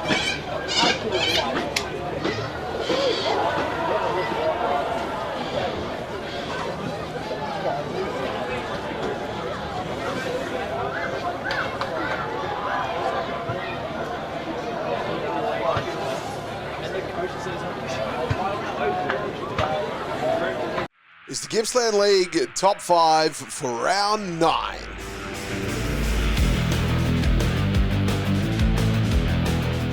Kicking us off at number 1, Braden McCary here from Barnsdale. Started with the footy on the outside of 50. It went into the contest. He follows all the way up, gets front and centre here, receives the handball, and then snaps it on the tight angle, kicking a great goal. Trying to be a teammate. McCary from the pocket has kicked an absolute blinder. If you don't mind, the Zambrero goal today is done and dusted. Coming in at number 2, it's Cooper Harvey here from Barnsdale. Rain is absolutely pelting down, tough conditions for footy. He swoops in, picks it up like it's dry, kicks it around the corner and scores a great goal. Not tell me they've made it. I reckon they have. It could be Cooper Harvey who made something out of nothing. Raspberry Jam out of Big Pooh, and Bensdale have hit the scoreboard again.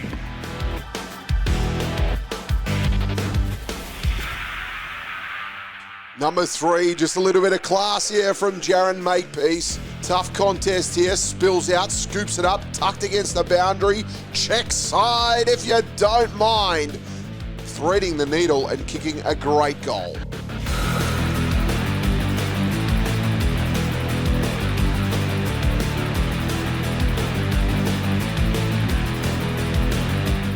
Number 4, it's Jack Hume here from Leon Gatha.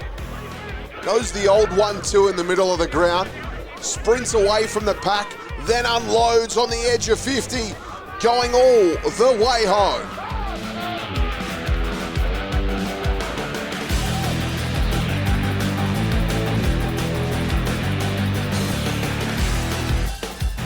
Number 5 is Jensen Garnham here. As easy as you like in the ruck contest, gets it, snaps it, finishes it. He had 8 goals this afternoon. What a fantastic effort by Jensen.